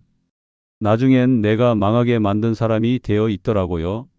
내가 해준 건 기억도 안 하고 마지막엔 나를 탓하더라고요. 그날 이후 금자 씨는 다시는 누구에게도 금전적 도움을 주지 않겠다고 다짐했습니다. 내가 못나서가 아니에요. 내가 사람을 너무 믿었어요. 그런데 그 믿음을 뭉개버린 사람은 내가 가장 아꼈던 친구였어요. 노년의 친절은 신중해야 합니다. 한 번 베푼 도움으로 평생 상처를 안고 살아갈 수 있습니다. 감사하지 않은 사람에게 친절은 독이 됩니다. 내가 준 손길이 돌아와서 나를 찌르는 칼이 된다면 그건 단호하게 끊어야 할 인연입니다. 다시는 그런 감정의 구덩이에 빠지지 마십시오. 당신의 따뜻함은 고마워할 줄 아는 사람에게만 쓰여야 합니다. 6번째는 기본적인 공공예절조차 지키지 않는 친구입니다. 이들은 나이가 들수록 태도가 더 무례해집니다. 식당에서는 종업원을 부르며 반말을 일삼고 지하철에서는 남이 듣건 말건 전화 통화를 합니다. 병원 대기실에서는 순서를 무시하고 먼저 보자고 떼를 쓰고 카페에선 자리 맡아놓고 30분씩 돌아오지 않습니다. 이런 친구와 함께 있는 순간 당신은 얼굴이 화끈거리고 상황을 수습하느라 감정이 소모되기 시작합니다. 처음엔 저 사람 원래 저래 하며 넘깁니다. 그런데 그 순간 당신도 같이 무례한 사람으로 보입니다. 옆에서 말리지 않으면 동조자로 취급되고 대신 사과하면 내내 찝찝함이 남습니다. 결국 감정은 상하고 체면은 구기고 한 번의 만남이 하루를 망칩니다. 더 큰 문제는 이런 친구들은 절대 자신이 잘못했다고 인정하지 않는다는 점입니다. 내가 뭘 그렇게 심하게 했어? 나이 먹었으면 이 정도는 좀 봐줘야지. 이런 말로 자기 행동을 합리화하며 타인의 불편은 철저히 무시합니다. 본인은 당당하지만 옆에 있는 당신은 부끄러움에 몸을 움츠리게 됩니다. 함께 다니는 사람의 예의는 곧 나의 인격이 됩니다. 그리고 공공장소에서 예의 없는 친구는 당신의 품격까지 떨어뜨리는 사람입니다. 서울 은평구에 사는 72세 송정숙 씨는 오랜 친구 어 씨와 절교를 결심한 일이 있습니다. 둘은 30년 지기 친구로 자주 외식을 하며 시간을 보냈습니다. 문제는 어 씨가 나이를 핑계로 공공장소에서 거침없는 행동을 일삼는 것이었습니다. 식당에 가면 물 좀 갖다 줘요. 를 소리 지르고 주문이 늦어지면 이 집 서비스 왜 이래? 라며 난리를 치곤 했습니다. 한 번은 대형 마트에서 직원에게 반품을 요구하며 10분 넘게 소리 지르던 일이 있었습니다. 그 옆에서 송 씨는 땅에 꺼지고 싶은 심정으로 고개를 숙이고 있었습니다. 참다 못해 조심스럽게 말했습니다. 우리 좀 조용히 하자. 다들 듣고 있잖아. 그러자 어 씨는 날카롭게 받아쳤습니다. 너는 왜 항상 남 눈치만 봐? 내가 틀린 말 했어? 그 말에 송 씨는 말문이 막혔고 그날 집에 돌아오는 길에 혼자 눈물을 흘렸습니다. 나는 그냥 조용히 살고 싶었을 뿐인데 왜 이렇게 피곤해야 하지? 그 뒤로 송 씨는 어 씨의 연락을 받지 않았습니다. 외출도 혼자 하기 시작했고 조용한 곳에서 책을 읽거나 동네 공원에서 사람들과 가볍게 인사 나누는 시간이 오히려 마음이 편했다고 말합니다. 예의를 지키는 사람이 옆에 있어야 내가 나답게 살 수 있더라고요. 아무리 오래된 친구라도 기본이 안 된 사람은 내 감정을 망가뜨릴 뿐이에요.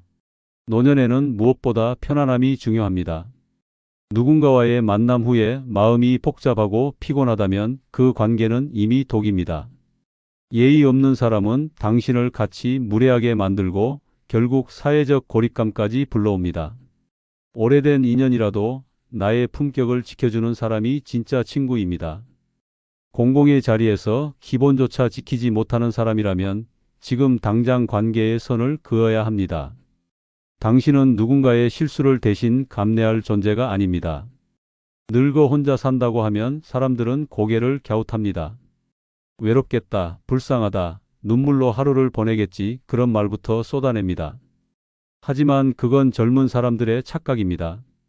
진짜 눈물은 함께 살아야 하는 노인들의 몫입니다. 하루에도 수십 번 감정을 눌러 삼키고 잔소리와 무시에 찢기며 껍데기뿐인 관계 속에서 숨죽이며 사는 노인들이 얼마나 많은지 모릅니다. 혼자라는 건 처량함이 아니라 고통과 번민에서 탈출한 자유입니다. 이번 영상은 늙어 혼자 사는 것이 축복인 5가지 이유에 대해 설명드리겠습니다. 구독, 좋아요는 무료입니다. 영상을 끝까지 들으시면 복이 올 겁니다. 늙어 혼자 사는 것이 축복은 첫 번째 이유는 더 이상 인생을 증명할 필요가 없기 때문입니다. 늙어 혼자 산다는 건 더 이상 인생을 증명하지 않아도 된다는 뜻입니다. 그건 단순한 해방이 아니라 존재 자체를 인정받는 순간입니다. 우리는 평생 누군가에게, 어딘가에, 뭔가에 자신을 증명하며 살아왔습니다. 학생 때는 성적으로, 직장에선 실적으로, 결혼 후엔 자식의 성공으로, 끊임없이 무언가를 해내야 하고, 무언가를 이뤄야 하고, 그래야만 존중받는다는 강박 속에서 지쳐가며 살아왔습니다. 심지어 늙어서조차 비교당하고 평가당합니다. 자식이 얼마나 잘 됐는지, 손주가 어느 대학에 갔는지, 연금이 얼마나 되는지, 병원비를 스스로 내는지까지도 평가 대상입니다.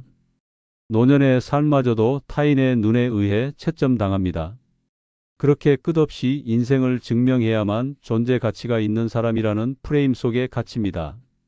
마치 이제라도 잘 살아야 한다는 강박처럼 여전히 어딘가에 나 괜찮은 사람입니다 라는 표를 붙이고 살아가는 겁니다.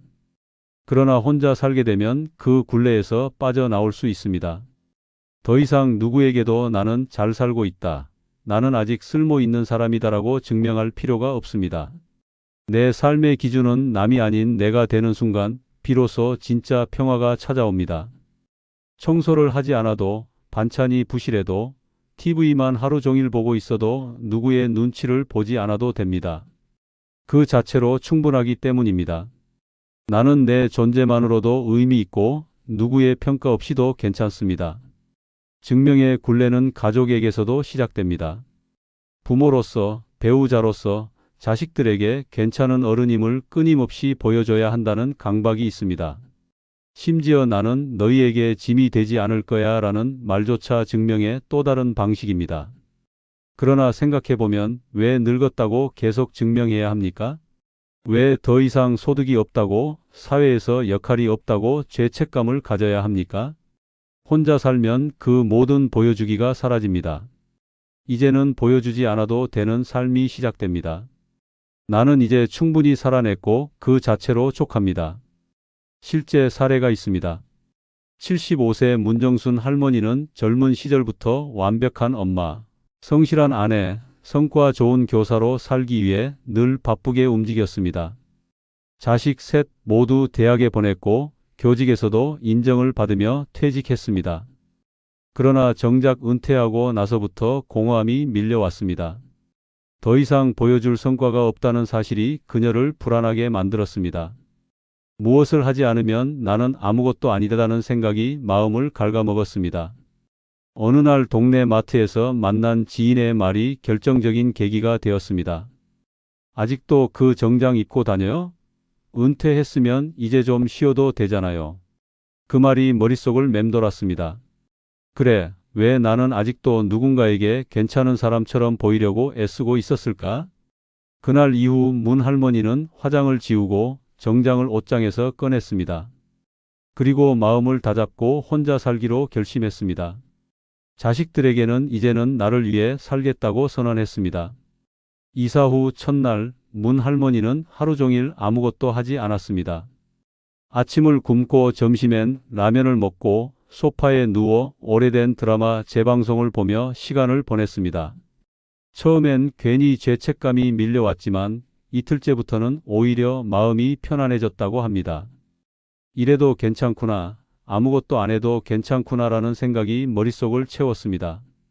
3일째 되는 날엔 파자마 차림으로 베란다에 앉아 차를 마시며 이런 말을 했다고 합니다. 나는 지금 나를 증명하지 않는 삶을 살고 있다. 지금 문 할머니는 취미로 퍼즐을 맞추고 동네 도서관에 가서 아무 책이나 골라 읽습니다. 아무 목적 없이, 아무 성과 없이 그저 재미있어서 합니다. 때로는 하루 종일 멍하니 있는 날도 있습니다. 그런데도 이게 진짜 사는 거구나라는 느낌이 든다고 합니다. 누가 보든 말든 누구에게 보이든 말든 이제는 상관없습니다. 그녀는 말합니다. 나는 더 이상 나를 증명하지 않아요. 그냥 나로 사는 것만으로도 충분해요. 늙어서 혼자 산다는 건 세상에 나를 증명하지 않아도 되는 삶을 선물 받는 것입니다. 보여주기 위해 사는 것이 아니라 나를 위한 삶이 시작되는 순간입니다. 이제는 괜찮은 사람이 아니라 편안한 나로 살아도 됩니다. 그 자체로 이미 값진 삶입니다. 더 이상 인생을 증명할 필요가 없습니다. 그것이야말로 가장 큰 축복입니다. 늙어 혼자 사는 것이 축복은 두 번째 이유는 돈을 어디에 쓸지 내 마음대로 정할 수 있기 때문입니다. 늙어 혼자 사는 것이 축복인 또 하나의 이유는 돈을 어디에 쓸지 내 마음대로 정할 수 있다는 점입니다. 이 단순한 자유 하나가 노년에 얼마나 강력한 해방감을 주는지 겪어본 사람만이 압니다. 수십 년을 가족을 위해 헌신하며 살았던 세월 동안 자신을 위해 써본 돈이 얼마나 될까요? 맛있는 밥 한 끼, 예쁜 옷 하나, 병원비 외에 순전히 내 기쁨을 위해 쓴 지갑이 언제였는지 기억조차 나지 않는 경우가 많습니다. 자식 교육, 남편 용돈, 손주의 장난감, 며느리 생일 선물까지 노인의 지갑은 항상 남을 위해 열려 있었습니다. 하지만 정작 본인의 치아가 흔들려도 치과 진료는 미루고 무릎이 아파도 파스를 붙이고 참고 살았습니다. 그 이유는 하나입니다. 돈을 내가 아닌 남을 위해 써야 했기 때문입니다. 노인의 돈은 가족에게는 언제든 꺼내 쓸 수 있는 비상금으로 여겨지고 정작 본인은 허락 없이 쓸 수 없는 은행 직원처럼 살아왔습니다. 혼자 살면 그 모든 족쇄가 풀립니다. 누가 뭐라 하든 내 돈은 내 손 안에 있고 그것을 어디에 쓸지는 오로지 내 결정입니다. 갑자기 꽃이 사고 싶으면 꽃집으로 향하고 삼겹살이 먹고 싶으면 혼자 고깃집에 들어가도 됩니다. 아침부터 시장통에서 파는 도넛 하나에도 웃을 수 있고 백화점에서 분홍색 블라우스를 하나 집어 들고도 후회하지 않습니다. 누가 뭐라 하지 않기 때문입니다. 누군가의 눈치를 볼 필요가 없습니다. 돈이란 것은 금액보다 그 쓰임이 중요한데 남에게 설명하지 않고도 쓰는 돈이야말로 진짜 자유를 느끼게 해줍니다. 한 번은 충격적인 이야기를 들은 적이 있습니다. 68세 김영자 할머니는 30년 넘게 자식들 뒷바라지를 하며 살아왔습니다.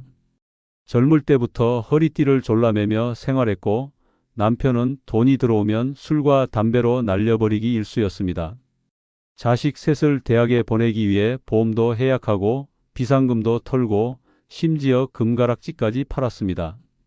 그 와중에 단 한 번도 자신을 위해 돈을 쓴 적이 없었습니다. 그러던 어느 날 둘째 아들이 결혼을 하면서 그녀에게 전셋집 보증금을 요구했습니다. 한치의 망설임 없이 줬고 남은 돈은 겨우 월세방 하나 구할 정도였습니다.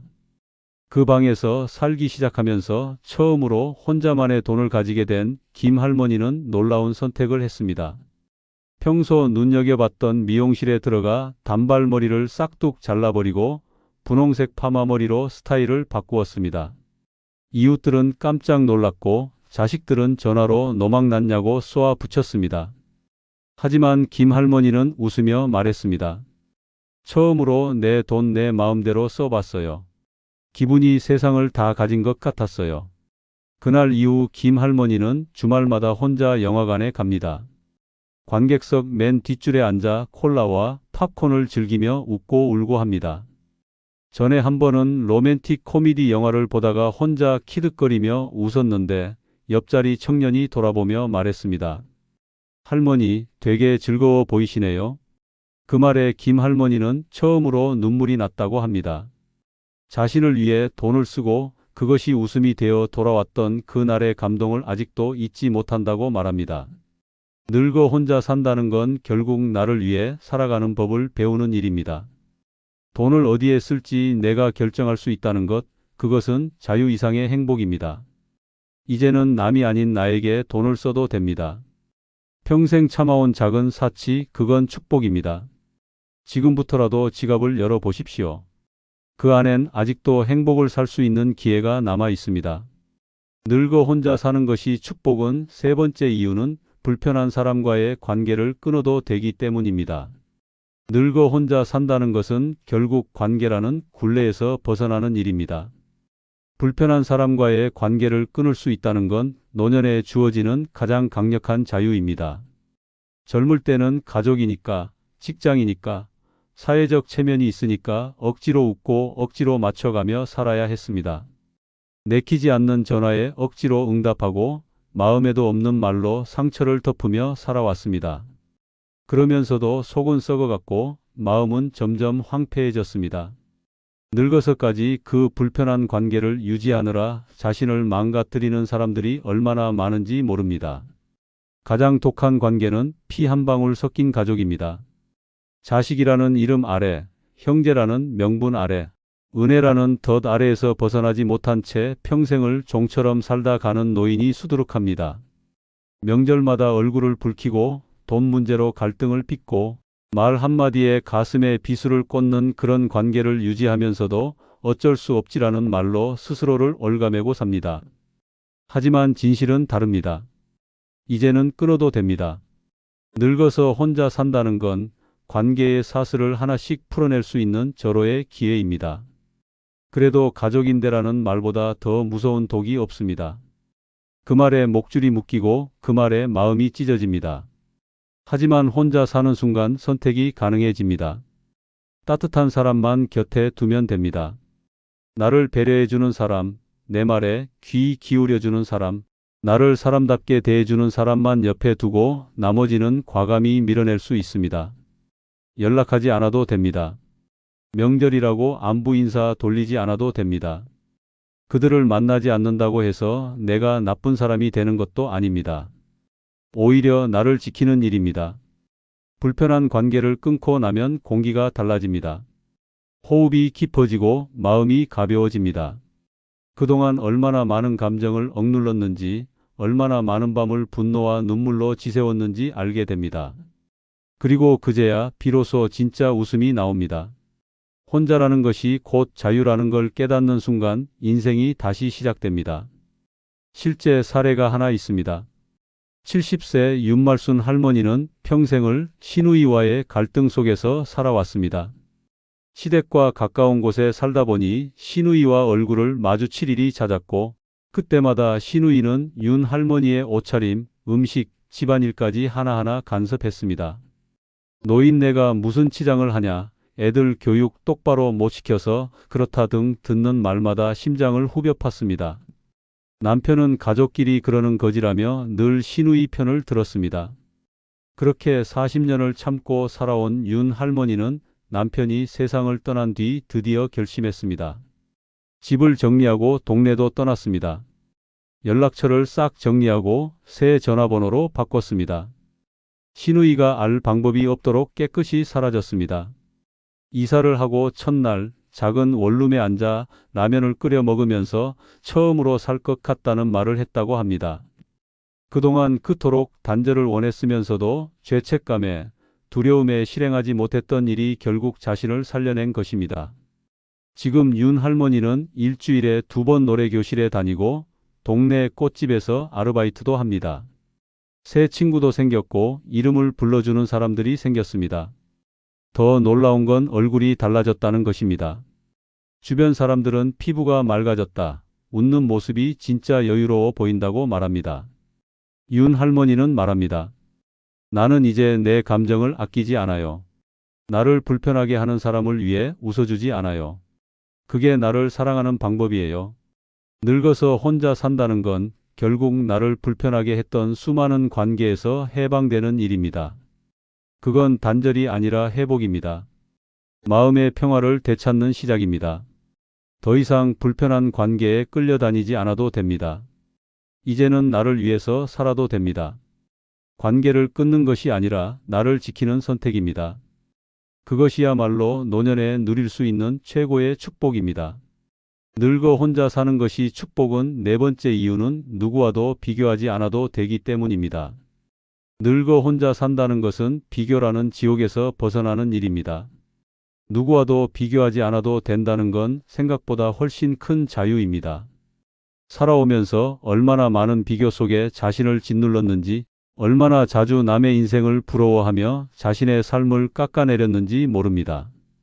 자식이 잘 됐는지, 배우자가 얼마나 챙겨주는지, 손주가 얼마나 예쁜지, 심지어 연금이 얼마인지까지도 노인들 사이에선 비교의 대상입니다. 그 비교는 칭찬이 아니라 상처를 남깁니다. 매번 졌다는 좌절감, 내가 뭔가 잘못 산 것 같다는 허무함이 마음을 갉아먹습니다. 젊었을 땐 학벌, 직장, 집 평수로 비교하더니 늙고 나서는 자식의 성공, 며느리의 태도, 요양원에 가느냐 마느냐로 또 비교가 이어집니다. 언제나 남과 나를 나란히 놓고 재단하는 사회 속에서 노인의 삶은 자꾸만 초라해지고 구겨집니다. 마치 누군가의 손주가 해외여행 간 이야기를 듣는 순간 내 손주는 왜 주말에도 전화 한 통 없나 하는 생각이 들어 한숨이 납니다. 이런 비교는 곧 분노와 슬픔으로 이어지고 결국 자신을 탓하게 됩니다. 그리고 그 모든 감정은 고스란히 병이 되어 돌아옵니다. 하지만 혼자 살게 되면 그 비교에서 완전히 벗어날 수 있습니다. 마주 앉아 밥 먹을 상대도 없고 가족의 성과를 나눌 대화 상대도 없습니다. 처음엔 허전해 보일지 모르지만 그것이 진짜 해방입니다. 나 혼자만의 세상에서는 비교할 대상이 사라집니다. 오늘 무슨 반찬을 먹었는지, 어제 누가 문병을 왔는지, 손주가 뭘 사줬는지, 그런 것들이 더 이상 중요하지 않습니다. 비교가 사라진 자리에는 평온이 찾아옵니다. 있는 그대로의 나를 인정하게 됩니다. 부족함도, 초라함도, 실수도 전부 내 삶의 일부였음을 받아들이게 됩니다. 늙어도 경쟁은 끝나지 않습니다. 노인정에서는 누가 더 자주 병원 가는지로 싸우고, 경로당에서는 누가 더 손주를 자랑했는지로 질투가 생깁니다. 그러나 혼자 살면 그 모든 시끄러운 전쟁에서 빠져나올 수 있습니다. 거울을 볼 때도 예전보다 주름이 늘었네가 아니라 그래도 오늘은 잘 잤네라고 말할 수 있습니다. 자신을 있는 그대로 받아들이는 순간 남과 비교해 초조했던 마음은 고요하게 가라앉습니다. 오히려 작은 기쁨에도 웃음이 나고 사소한 것에도 감사하게 됩니다. 충격적인 한 사례가 있습니다. 76세 김정임 할머니는 평생 비교에 시달려 왔습니다. 사촌 언니는 대기업 사위가 있어 연말이면 백화점 선물이 쏟아졌고, 이웃 할머니는 매주 손주가 찾아온다고 자랑을 했습니다. 김 할머니는 그때마다 마음 한구석이 뜨끔했습니다.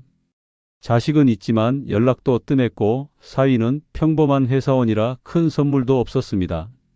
그러다 보니 매년 명절이 되면 마음이 불편해졌고 자존감은 바닥을 쳤습니다.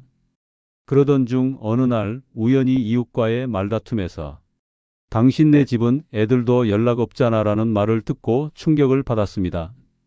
그 말을 들은 날 밤 김 할머니는 처음으로 이렇게는 못 살겠다고 다짐했습니다. 마침내 작은 결정 하나를 했습니다. 동네를 떠나 혼자 살기로 한 것입니다. 자식들에게는 더 이상 기대하지 않기로 했고 자신이 좋아하는 걸 하며 살기로 마음먹었습니다. 그렇게 이사를 하고 가장 먼저 한 일은 노래를 부르는 일이었습니다. 집에서 유튜브로 옛날 트로트를 따라 부르며 하루를 보내는 일이 일상이 되었고, 매일 동네 커피숍에 가서 혼자 커피를 마시며 일기를 쓰는 습관도 생겼습니다. 한 달쯤 지나고 나니 주변을 둘러볼 시간이 생겼습니다. 다른 사람의 삶은 중요하지 않았고, 내 하루가 어떻게 지나가는지가 더 궁금해졌습니다. 어느 날엔 뒷산에 올라가 동네 아이가 주운 도토리를 같이 주워보기도 했고, 다른 날엔 동네 책방에서 오래된 시집을 한 권 샀습니다. 김 할머니는 말합니다. 예전엔 누가 뭐 하나 자랑하면 하루 종일 신경 쓰였어요. 근데 요즘은 누가 뭐라든 상관없어요. 난 오늘 나한테 고마웠으니까. 지금 김 할머니는 매일 자기에게 편지를 씁니다. 오늘도 잘 견뎠다. 수고했다고 말해주는 작은 쪽지 하나에 비교 대신 자긍심이 자리 잡았습니다. 혼자 산다는 건 남을 볼 시간이 아니라 나를 볼 시간이 생긴다는 뜻입니다. 누구와도 비교하지 않아도 되는 삶, 그것이 바로 노년의 가장 큰 축복입니다. 늙어 혼자 사는 것이 축복은 다섯 번째 이유는 갈등이 없어 마음이 평온해지기 때문입니다. 늙어 혼자 사는 것이 축복이라는 말이 믿기지 않을 수 있습니다. 하지만 갈등이 사라진 조용한 삶을 겪고 나면 그 말이 뼈저리게 와닿습니다. 오랜 세월을 함께 살아온 사람과의 관계가 오히려 고통의 씨앗이 되는 경우가 적지 않습니다. 매일 반복되는 말다툼, 사소한 감정 싸움, 오해와 불신 속에서 노년을 보내는 것이 얼마나 피폐한 일인지 경험해 본 사람은 압니다. 나이가 들수록 사람은 예민해집니다. 작은 말 한마디, 밥 먹는 소리 하나에도 민감해지고 참았던 감정이 터져 나오는 순간이 점점 잦아집니다. 함께 사는 가족이 오히려 감옥의 간수처럼 느껴지는 순간도 생깁니다. 내 행동 하나하나를 감시하고 간섭하고 판단하는 눈빛 속에서 자신이 얼마나 작아지고 쓸모없는 존재가 되었는지를 느끼게 됩니다. 말다툼은 하루를 망치고 싸움은 일주일을 망칩니다. 결국 말이 사라지고 마음이 다치고 두 사람 사이엔 깊은 벽이 생깁니다. 그리고 그 벽은 서로를 외롭게 만들며 몸이 아닌 마음이 먼저 늙어버리게 만듭니다. 하지만 혼자 살면 다릅니다. 누군가에게 감정을 상하게 할까 걱정하지 않아도 됩니다. 마음이 편안합니다. 거짓 웃음을 지을 필요도 없습니다. 설거지를 하지 않았다고 다투지 않고 방문을 세게 닫았다고 구박받지 않습니다. 고요함 속에 나의 감정만이 존재하고 그 감정은 나에게 솔직해지게 만듭니다. 분노도 억울함도 사라지고 대신 고요함과 평온함이 찾아옵니다. 싸울 사람이 없다는 건 곧 고통이 없다는 뜻입니다. 혼자라는 단어가 더 이상 외로움이 아니라 자유로 다가옵니다. 충격적인 한 사례가 있습니다. 72세 정성자 할머니는 40년을 함께 산 남편과의 전쟁 같은 일상을 버리고 홀로 살기로 결심했습니다. 그녀의 하루는 늘 눈물로 시작해 눈물로 끝났습니다. 밥이 짜다고 던져진 밥그릇, TV 리모컨을 두고 벌어진 고성과 욕설, 병원비를 두고 벌어진 싸움 속에서 정할머니는 매일 가슴을 움켜쥐며 살았습니다. 참다 못해 남편 몰래 노인복지센터에서 독거노인, 생활체험 프로그램에 참여하면서 처음으로 혼자의 평온함을 맛보게 되었습니다. 그 경험 이후 정할머니는 전셋집 보증금을 나눠받고 조용한 동네의 작은 오피스텔을 구했습니다. 이사 첫날 그녀는 창문을 열고 커피를 마시며 울었습니다. 아무도 그녀에게 잔소리하지 않았고 거실에 팬티만 입고 걸어다녀도 아무도 놀라지 않았습니다. 처음엔 고요함이 낯설었지만 어느 날부터는 그 고요함이 자장가처럼 느껴졌다고 말합니다. 하루 종일 소리 내어 말하지 않아도 전혀 외롭지 않았고 내 숨소리와 내 생각으로만 가득한 공간이 오히려 살아있음을 느끼게 해주었다고 전합니다. 정할머니는 매일 새벽 시장에 가서 혼자 먹을 고등어 한 마리를 사고 집으로 돌아오는 길에 카페에 들러 자신에게 커피 한 잔을 선물합니다. 예전엔 상상할 수 없던 일상이었습니다. 지금은 말합니다. 나는 지금 내 생애 가장 평온한 날들을 살고 있습니다. 갈등이 없으니 내가 나를 사랑할 수 있게 되었어요. 늙어 혼자 사는 것이 결코 불행이 아닙니다. 구독, 좋아요 부탁드립니다. 감사합니다. 박할머니는 올해로 70이 되었습니다. 인생에 다시는 사랑이란 없을 줄 알았습니다. 남편을 먼저 보내고 긴 세월을 혼자 버텼습니다. 외롭고 쓸쓸한 나날이 이어졌지만 박할머니는 묵묵히 견뎠습니다. 그런 박할머니 앞에 김씨가 나타난 것은 우연이었습니다. 김씨는 박할머니보다 10살 어린 예순의 남자였습니다. 복지관 프로그램에서 만난 그는 부드럽고 따뜻한 미소를 지녔습니다. 다른 노인들과는 달랐습니다. 그는 매너 있었고 젊은 시절 외모도 괜찮았던 듯 했습니다. 처음에는 의심도 했습니다. 나이 차이도 있고 오랜 세월 홀로 지내온 터라 쉽게 마음을 열 수 없었습니다. 하지만 김씨는 끈질겼습니다. 매일 아침 문 앞에 놓인 작은 꽃다발, 박할머니가 아플 때마다 챙겨온 죽, 외출할 때마다 꼭 잡아주던 따뜻한 손. 김씨의 정성은 박할머니의 얼어붙은 마음을 천천히 녹였습니다. 결국 박할머니는 김씨의 청혼을 받아들였습니다. 가족들의 만류도 친구들의 걱정도 무시했습니다. 주변에서는 재혼을 조심하라고 혹시라도 재산을 노린 것 아니냐고 귀에 못이 박히도록 이야기했습니다. 하지만 박할머니는 그 모든 소리를 사랑이라는 이름으로 덮었습니다. 자신은 판단할 수 있다고 믿었습니다. 이 사람만큼은 다를 거라고 생각했습니다. 조촐한 혼인신고를 마치고 박할머니는 자신이 모은 돈으로 아담한 전원주택을 마련했습니다. 김씨는 집 수리며 정원 손질을 하며 지내겠다고 했습니다. 그렇게 둘은 함께 생활을 시작했습니다. 매일이 새로웠습니다. 박할머니는 아침이면 김씨와 함께 동네 뒷산을 올랐고 저녁이면 함께 소박한 식탁을 꾸렸습니다. 밤이면 박할머니는 오랜만에 심장이 두근거리는 것을 느꼈습니다. 오랫동안 잊고 살았던 설렘이 온몸을 타고 퍼졌습니다. 박할머니는 스스로 놀랐습니다. 이 나이에 이토록 가슴이 뛸 수 있다는 사실이 믿기지 않았습니다. 어둠이 내려앉은 거실 창밖을 바라볼 때면 쓸쓸함과 허전함이 몰려오던 예전과는 달랐습니다. 그 자리에 이제는 따뜻한 기대와 미묘한 떨림이 가득 채워졌습니다. 김씨는 그런 밤이면 말없이 박할머니를 끌어안았습니다. 굳이 많은 말을 하지 않았습니다. 다만 거칠고 투박하지만 따뜻한 팔로 박할머니를 감쌌습니다. 그 순간 박할머니는 오랜 외로움이 눈 녹듯 사라지는 것을 느꼈습니다. 김씨의 품에서는 남자의 체온이 살아있다는 생생한 숨결이 느껴졌습니다. 그것은 박할머니가 상상조차 못했던 생생한 위로였습니다. 박할머니는 김씨의 품에 안겨 조심스레 눈을 감았습니다. 심장이 천천히 그러나 분명하게 박자를 맞추듯 뛰었습니다. 젊은 시절에도 신혼의 나날에도 느껴본 적 없는 벅찬 감정이었습니다. 그때의 사랑은 어쩌면 의무에 가까웠는지도 모른다고 박할머니는 생각했습니다. 아이를 낳아야 했고 가정을 지켜야 했기 때문입니다. 하지만 지금 느끼는 감정은 달랐습니다.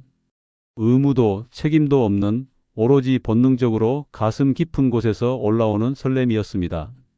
김씨의 손길이 박할머니의 어깨를 부드럽게 감쌌습니다. 박할머니는 그 손길을 느끼며 숨을 죽였습니다.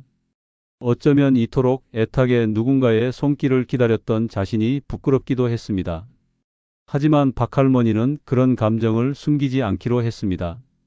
다시는 자신의 마음을 억누르지 않기로, 세상의 시선에 주눅들지 않기로 결심했습니다.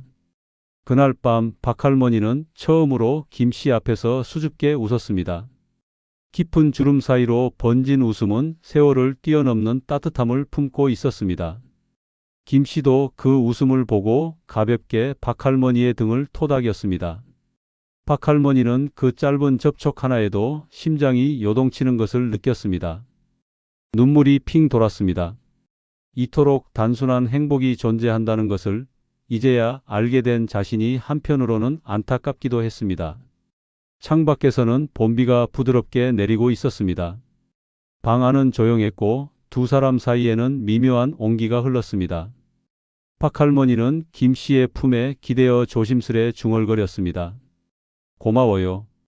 이렇게 내 곁에 있어줘서. 김 씨는 대답 대신 박할머니를 조금 더 세게 끌어안았습니다. 박할머니는 그 힘 있는 품 안에서 깊은 한숨을 내쉬었습니다. 그리고 처음으로 외롭지 않은 밤을 맞이했습니다. 박할머니의 눈꺼풀이 천천히 내려앉으며 모든 고단함이 스르르 풀렸습니다. 이따금 김 씨의 심장 뛰는 소리가 박할머니의 귀에 또렷이 들렸습니다. 그 소리는 세상에서 가장 따뜻하고 진실된 자장가처럼 느껴졌습니다. 박할머니는 깨달았습니다. 누군가를 사랑하는 것은 나이를 초월하는 일이라는 것을, 그리고 누군가에게 사랑받는다는 것은 다시 살아갈 용기를 주는 가장 강력한 힘이라는 것을. 그렇게 박할머니는 긴 외로움의 터널 끝에서 젊은 날에도 느끼지 못했던 진짜 사랑의 온기를 조심스럽게 품기 시작했습니다. 하지만 그 행복은 오래가지 않았습니다. 어느 날 동네 친구였던 이 씨가 이상한 말을 건넸습니다. 너 그 사람 너무 믿지 마. 뭔가 수상해. 박할머니는 듣고도 웃어넘겼습니다. 친구가 질투하는 거라고 생각했습니다.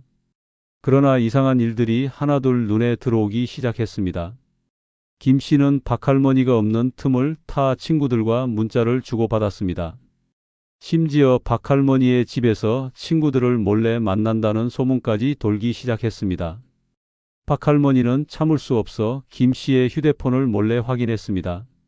손끝이 떨렸습니다. 문자에는 박할머니가 알고 지내던 친구들과 주고받은 충격적인 내용들이 가득했습니다. 오늘 밤도 그 집으로 갈게. 준비하고 있어. 그 사람 모르게 빨리 끝내자. 내가 제일 좋아. 박할머니는 심심풀이야. 박할머니는 숨이 막혔습니다. 고개를 돌리고 싶었지만 문자 하나하나가 눈앞에 생생히 박혔습니다. 친구라고 믿었던 사람들이 사랑한다고 믿었던 김 씨와 함께 자신을 비웃고 있었습니다. 손에 쥔 휴대폰이 뚝 떨어졌습니다. 주방 바닥에 부서지는 소리에도 김 씨는 태연했습니다. 왜 그렇게 쳐다봐? 늙으면 다 저런 거야. 김 씨의 얼굴에는 뻔뻔한 미소가 떠올랐습니다. 박할머니는 무너졌습니다. 믿었던 사람이, 자신이 사랑했던 남자가 눈앞에서 이렇게까지 비열한 모습을 보일 줄은 상상도 못했습니다. 분노와 슬픔이 한꺼번에 박할머니를 집어삼켰습니다. 눈앞이 새까맣게 변하고 심장은 미친 듯이 뛰었습니다. 박할머니는 떨리는 손을 억누르지 못하고 김 씨의 뺨을 세차게 내리쳤습니다. 쩌렁쩌렁한 소리가 거실을 가득 메웠습니다. 김 씨는 순간 놀라 주춤했지만 이내 입가에 차가운 웃음을 지었습니다. 그 웃음에는 인간적인 미안함도 부끄러움도 일말의 후회조차 없었습니다. 다 늙은 내가 뭘 기대했어? 김 씨는 비열하게 눈을 가늘게 뜨고 비웃으며 말했습니다. 이 나이에 나 같은 남자가 옆에 있다는 것만으로도 감사해야지. 그 한마디는 박할머니의 가슴을 칼로 후벼 파는 듯 했습니다. 눈물이 쏟아지지도 않았습니다. 너무 깊은 상처 앞에서는 울음조차 나오지 않는다는 것을 그 순간 박할머니는 온몸으로 알게 되었습니다. 사랑이라고 믿었던 시간들이 단순한 욕망과 계산 위에 세워졌다는 현실이 온몸을 얼어붙게 했습니다. 박할머니는 쓰러질 듯 비틀거리며 소파에 몸을 던졌습니다. 숨을 쉴 수가 없었습니다. 가슴이 조여들고 뱃속까지 끓어오르는 분노가 온몸을 떨리게 했습니다.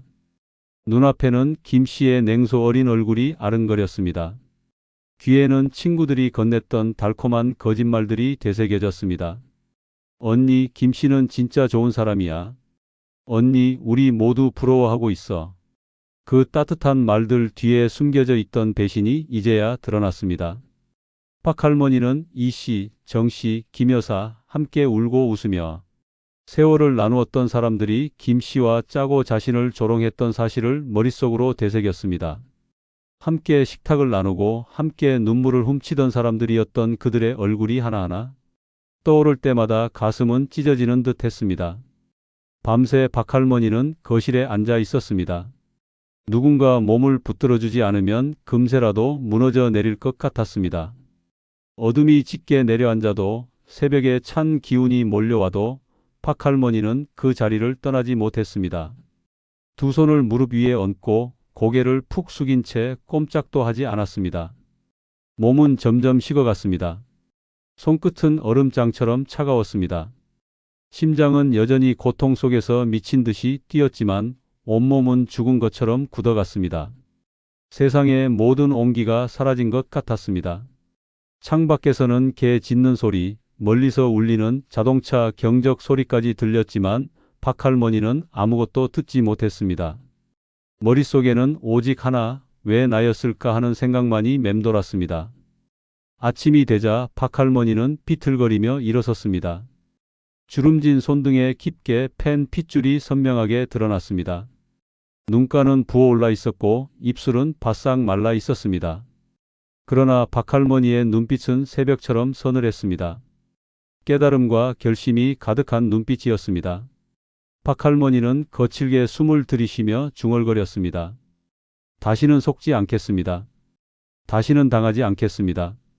조롱하고 짓밟은 김씨를 절대로 용서하지 않겠다고 자신의 신뢰를 배신하고 짐승처럼 탐욕을 부린 그자를 뼛속까지 후회하게 만들겠다고 박할머니는 맹세했습니다. 박할머니의 마음속에는 이제 더 이상 사랑이나 연민 따위는 남아있지 않았습니다. 오직 복수와 자존심, 그리고 자신의 존엄을 되찾겠다는 단단한 의지만이 남아 있었습니다. 새벽빛이 거실로 스며들 때 박할머니는 천천히 몸을 일으켜 세웠습니다. 주먹을 불끈 쥐고 무너진 삶 위에 다시 서기 위해 차가운 현실을 정면으로 마주할 준비를 했습니다. 이제 박할머니의 싸움은 시작이었습니다. 박할머니는 다음 날 아침 거울 앞에 섰습니다. 새벽 내내 울어부은 얼굴이 낯설게 느껴졌습니다. 손끝으로 얼굴을 쓰다듬으며 박할머니는 다짐했습니다. 이대로 당하고 끝나지 않겠다고 말입니다. 평생을 꿋꿋하게 살아왔던 자신의 인생을 저 비열한 김씨와 위선자 같은 친구들에게 짓밟히게 놔두지 않겠다고 결심했습니다. 박할머니는 조용히 행동에 나섰습니다. 더 이상 감정에 휘둘리지 않기로 마음먹었습니다. 이제는 확실한 증거를 쥐고 김씨를 무너뜨릴 준비를 해야 했습니다. 김씨가 집을 비운 사이 박할머니는 슬리퍼 소리조차 죽이며 조심스럽게 서재로 들어섰습니다. 문이 삐걱거리는 소리에도 가슴이 철렁했지만 박할머니는 이를 악물고 침착함을 유지했습니다. 가장 먼저 김씨의 서랍을 뒤졌습니다. 서랍 안에는 허술하게 정리된 종이 뭉치들이 어지럽게 쌓여 있었습니다. 박할머니는 장갑을 끼고 하나하나 서류를 펼쳐보았습니다. 은행 통장 사본, 카드 청구서, 그리고 의심스러운 대출 상담 기록까지 발견했습니다. 박할머니는 손에 들린 종이를 읽으며 심장이 쿵쾅거리는 것을 느꼈습니다.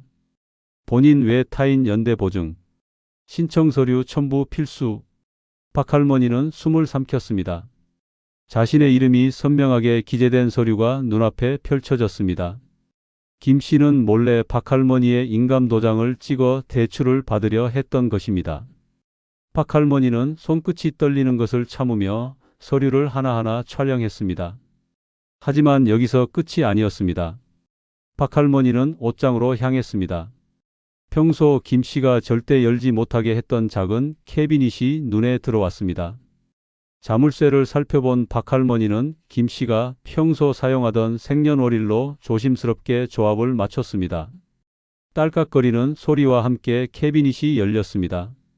안에는 더 충격적인 것들이 있었습니다. 다른 여자들과 주고받은 은밀한 편지들, 현금 다발, 그리고 보험증권 서류가 빼곡히 쌓여 있었습니다. 박할머니는 소름이 끼쳤습니다. 보험증권의 수익자란에 적힌 이름은 모두 김씨 자신이었습니다. 박할머니의 이름으로 가입된 보험이었지만 수익은 김씨가 챙기게 되어 있었습니다. 박할머니는 이를 악물었습니다. 김씨는 박할머니가 죽거나 사고를 당하더라도 자신만 이득을 보도록 모든 계획을 세워두고 있었습니다. 사랑이라는 가면 뒤에 숨은 탐욕과 냉혈함이 숨쉬는 듯 했습니다. 책상 서랍 깊숙한 곳에서는 또 하나의 문서가 나왔습니다. 명의 이전 계약서라는 제목이 붙어 있었습니다. 내용을 읽은 박할머니는 치를 떨었습니다. 김 씨는 박할머니의 집을 자신 앞으로 넘기기 위한 준비를 해두었던 것입니다. 그것도 박할머니 몰래 치밀하게 서류를 조작하려 했던 것이 분명했습니다. 박할머니는 손에 든 서류를 내려다보며 차가운 미소를 지었습니다. 분노를 삼키고 침착하게 모든 증거를 확보했습니다. 사진을 찍고 서류는 다시 제자리에 그대로 두었습니다. 김 씨가 눈치채지 못하도록 흔적 하나 남기지 않았습니다. 모든 과정을 마친 박할머니는 방을 나오며 속으로 조용히 중얼거렸습니다. 이제 끝이다. 내가 꾸민 짓 하나도 빠짐없이 세상에 드러나게 해주겠다. 박할머니는 그날 이후 김 씨를 대하는 태도를 조금도 바꾸지 않았습니다. 여전히 따뜻한 웃음을 지었고 여전히 다정한 말투를 유지했습니다. 그러나 박할머니의 가슴 속에서는 이미 칼날 같은 복수심이 서서히 날을 세우고 있었습니다. 모든 준비가 끝날 때까지 박할머니는 절대 들키지 않기로 결심했습니다. 박할머니는 휴대폰을 들고 김 씨의 문자 기록, 통화 목록, 심지어 몰래 찍은 녹취까지 차근차근 정리했습니다. 그리고 변호사를 찾아갔습니다. 법률사무소 상담실에서 박할머니는 모든 서류와 자료를 꺼내 놓으며 단호하게 말했습니다. 이 인간을 반드시 법적으로 끝장내고 싶습니다. 변호사는 놀랐습니다. 대개 이런 나이대 여성들은 그냥 참고 넘기곤 했기 때문입니다. 하지만 박할머니의 눈빛은 단단했습니다. 한 점의 흔들림도 없었습니다. 변호사는 박할머니의 손을 꼭 잡아주었습니다. 끝까지 함께 싸워봅시다라고 말했습니다. 박할머니는 처음으로 작게 고개를 끄덕였습니다. 한편 김 씨는 여전히 아무것도 모르는 척 박할머니 곁을 맴돌았습니다. 박할머니가 눈치챈 것도 모른 채 여전히 박할머니의 돈과 집을 탐내며 몰래 다른 여자들과 연락을 이어갔습니다. 심지어 동네 복지관에서는 김 씨가 젊은 여성 봉사자들과 수작을 부린다는 소문까지 퍼지기 시작했습니다. 박할머니는 이 모든 것을 참고 모른 척했습니다. 그리고 결정적인 순간을 기다렸습니다. 어느 날 박할머니는 차분히 모든 계획을 준비했습니다. 일부러 오랜 친구였던 이 씨, 정 씨, 김 여사를 집으로 초대했습니다. 박할머니는 아무 일 없었던 것처럼 밝은 목소리로 전화를 돌렸습니다. 김 씨 역시 자연스럽게 자리를 함께하게 만들었습니다. 모두가 한자리에 모이자 박할머니는 평소처럼 정성껏 차를 내왔습니다. 달콤한 과일과 함께 따뜻한 차를 내놓은 박할머니는 천천히 그러나 차가운 미소를 머금고 모두를 둘러보았습니다. 방 안에는 어색한 웃음소리만 떠돌았습니다. 친구들은 눈을 맞추지 못하고 손끝만 만지작거렸고 김 씨는 어딘가 불편한 기색을 감추지 못했습니다. 박할머니는 조용히 손을 뻗어 테이블 아래 숨겨둔 녹음기를 꺼냈습니다. 그리고 천천히 재생 버튼을 눌렀습니다. 거실 가득 울려 퍼진 음성 파일에서는 김 씨와 친구들이 주고받은 적나라한 대화들이 흘러나왔습니다. 오늘 밤 그 집에서 몰래 보자. 박할머니 자는 사이에. 돈은 잘 빼냈지? 모르면 그냥 바보처럼 당하는 거야. 늙은 여자는 돈만 있으면 되는 거지. 정은 필요 없어. 방 안은 순식간에 얼어붙었습니다. 차를 마시던 손이 덜컥 멈췄고 친구들의 얼굴은 새하얗게 질렸습니다. 김 씨는 부들부들 떨더니 이내 얼굴을 일그러뜨리며 소리쳤습니다. 미친 늙은이, 감히 나를 함정에 빠뜨려? 김 씨는 자리를 박차고 일어나 박할머니를 향해 삿대질을 했습니다. 박할머니는 눈 하나 깜빡하지 않았습니다. 단단히 쥔 손에 힘을 주고 담담한 목소리로 말했습니다. 오늘로 내 인생은 끝이야. 박할머니는 미리 준비해둔 증거 서류들을 꺼내 경찰에게 전송했습니다. 약속한 시간에 맞춰 경찰이 문을 두드렸고 순식간에 거실은 아수라장이 되었습니다. 김 씨는 수갑을 찬 채로 질질 끌려갔고 친구들은 울먹이며 자신들은 몰랐다며 변명을 늘어놓았습니다. 하지만 박할머니는 단호했습니다. 준비해둔 녹취록과 메시지 캡처본으로 친구들까지 민사소송을 걸었습니다. 그날 이후 동네는 말 그대로 발칵 뒤집혔습니다. 조용하고 착하게만 보였던 박할머니가 이렇게 치밀하고 무섭게 반격할 줄은 아무도 상상하지 못했습니다. 이씨, 정씨, 김 여사는 동네를 발길조차 들이지 못하고 떠났습니다. 김 씨는 재판 끝에 사기 및 명예훼손 혐의로 징역형을 선고받고 교도소에 갇혔습니다. 며칠 뒤 박할머니는 검은 정장을 깔끔하게 차려입고 법정에 섰습니다. 단단히 쥔 손으로 증언대에 서서 힘 있는 목소리로 진술했습니다. 나는 사람을 믿었습니다. 사랑을 믿었습니다. 그러나 돌아온 것은 거짓과 조롱뿐이었습니다. 나이는 숫자에 불과합니다. 인간의 악행은 절대 나이를 핑계로 정당화될 수 없습니다. 법정은 숨소리조차 들리지 않을 만큼 조용했습니다. 판사는 박할머니의 말을 듣고 조용히 고개를 끄덕였습니다. 판결은 박할머니의 완벽한 승리였습니다. 김 씨는 중형을 받았고 친구들도 그에게 손해배상을 지게 되었습니다. 하지만 박할머니는 그 돈을 한 푼도 자신을 위해 쓰지 않았습니다. 받은 손해배상금을 전액지역 아동센터와 독거노인 지원단체에 기부했습니다. 더러운 손에 묻은 돈을 쓰고 싶지 않다고, 그 돈은 더 나은 미래를 위해 쓰여야 한다고 박할머니는 말했습니다. 동네는 다시 고요해졌습니다. 그러나 이번에는 쓸쓸한 고요가 아니었습니다. 배신자들이 떠난 후 진짜 친구들만 남았고, 박할머니는 스스로를 지켜낸 당당한 사람으로 다시 자리 잡았습니다. 박할머니는 매일 새벽 어김없이 동네 뒷산에 올랐습니다. 무거운 발걸음도 서늘한 바람도 이제는 두렵지 않았습니다. 오히려 고요한 산길에서 들려오는 새들의 노랫소리가 고맙게 느껴졌습니다. 어느 날 박할머니는 산 정상에서 붉게 물든 하늘을 바라보았습니다. 해가 힘차게 떠오르고 있었습니다. 박할머니는 두 손을 가슴 위에 얹고 조용히 중얼거렸습니다. 이제 나는 나를 배신하지 않을 것입니다. 누구보다 소중한 나를 위해 살아갈 것입니다. 박할머니의 눈가에 맺힌 눈물은 과거의 슬픔이 아니라 다시 살아가는 사람의 굳센 눈물이었습니다. 그 눈물은 빛을 받아 반짝였고 찬란한 새날을 비추는 힘이 되었습니다. 이제 박할머니의 삶에는 두려움 대신 용기가, 슬픔 대신 희망이 자리하고 있었습니다. 다시는 속지 않을 것이며 다시는 무너지지 않을 것이며 박할머니는 그 누구보다 강인하게 그리고 아름답게 다시 피어날 것입니다. 박할머니는 조용한 일상으로 돌아왔습니다. 배신과 싸움의 긴 시간을 지나오면서 마음은 많이 지쳤지만 이상하게도 몸은 가벼웠습니다. 이제는 더 이상 남의 눈치를 보지 않아도 되었습니다. 거짓 웃음도 억지로 맺은 인간관계도 필요 없었습니다. 아침이면 박할머니는 정원에 나가 꽃들에게 물을 주었습니다.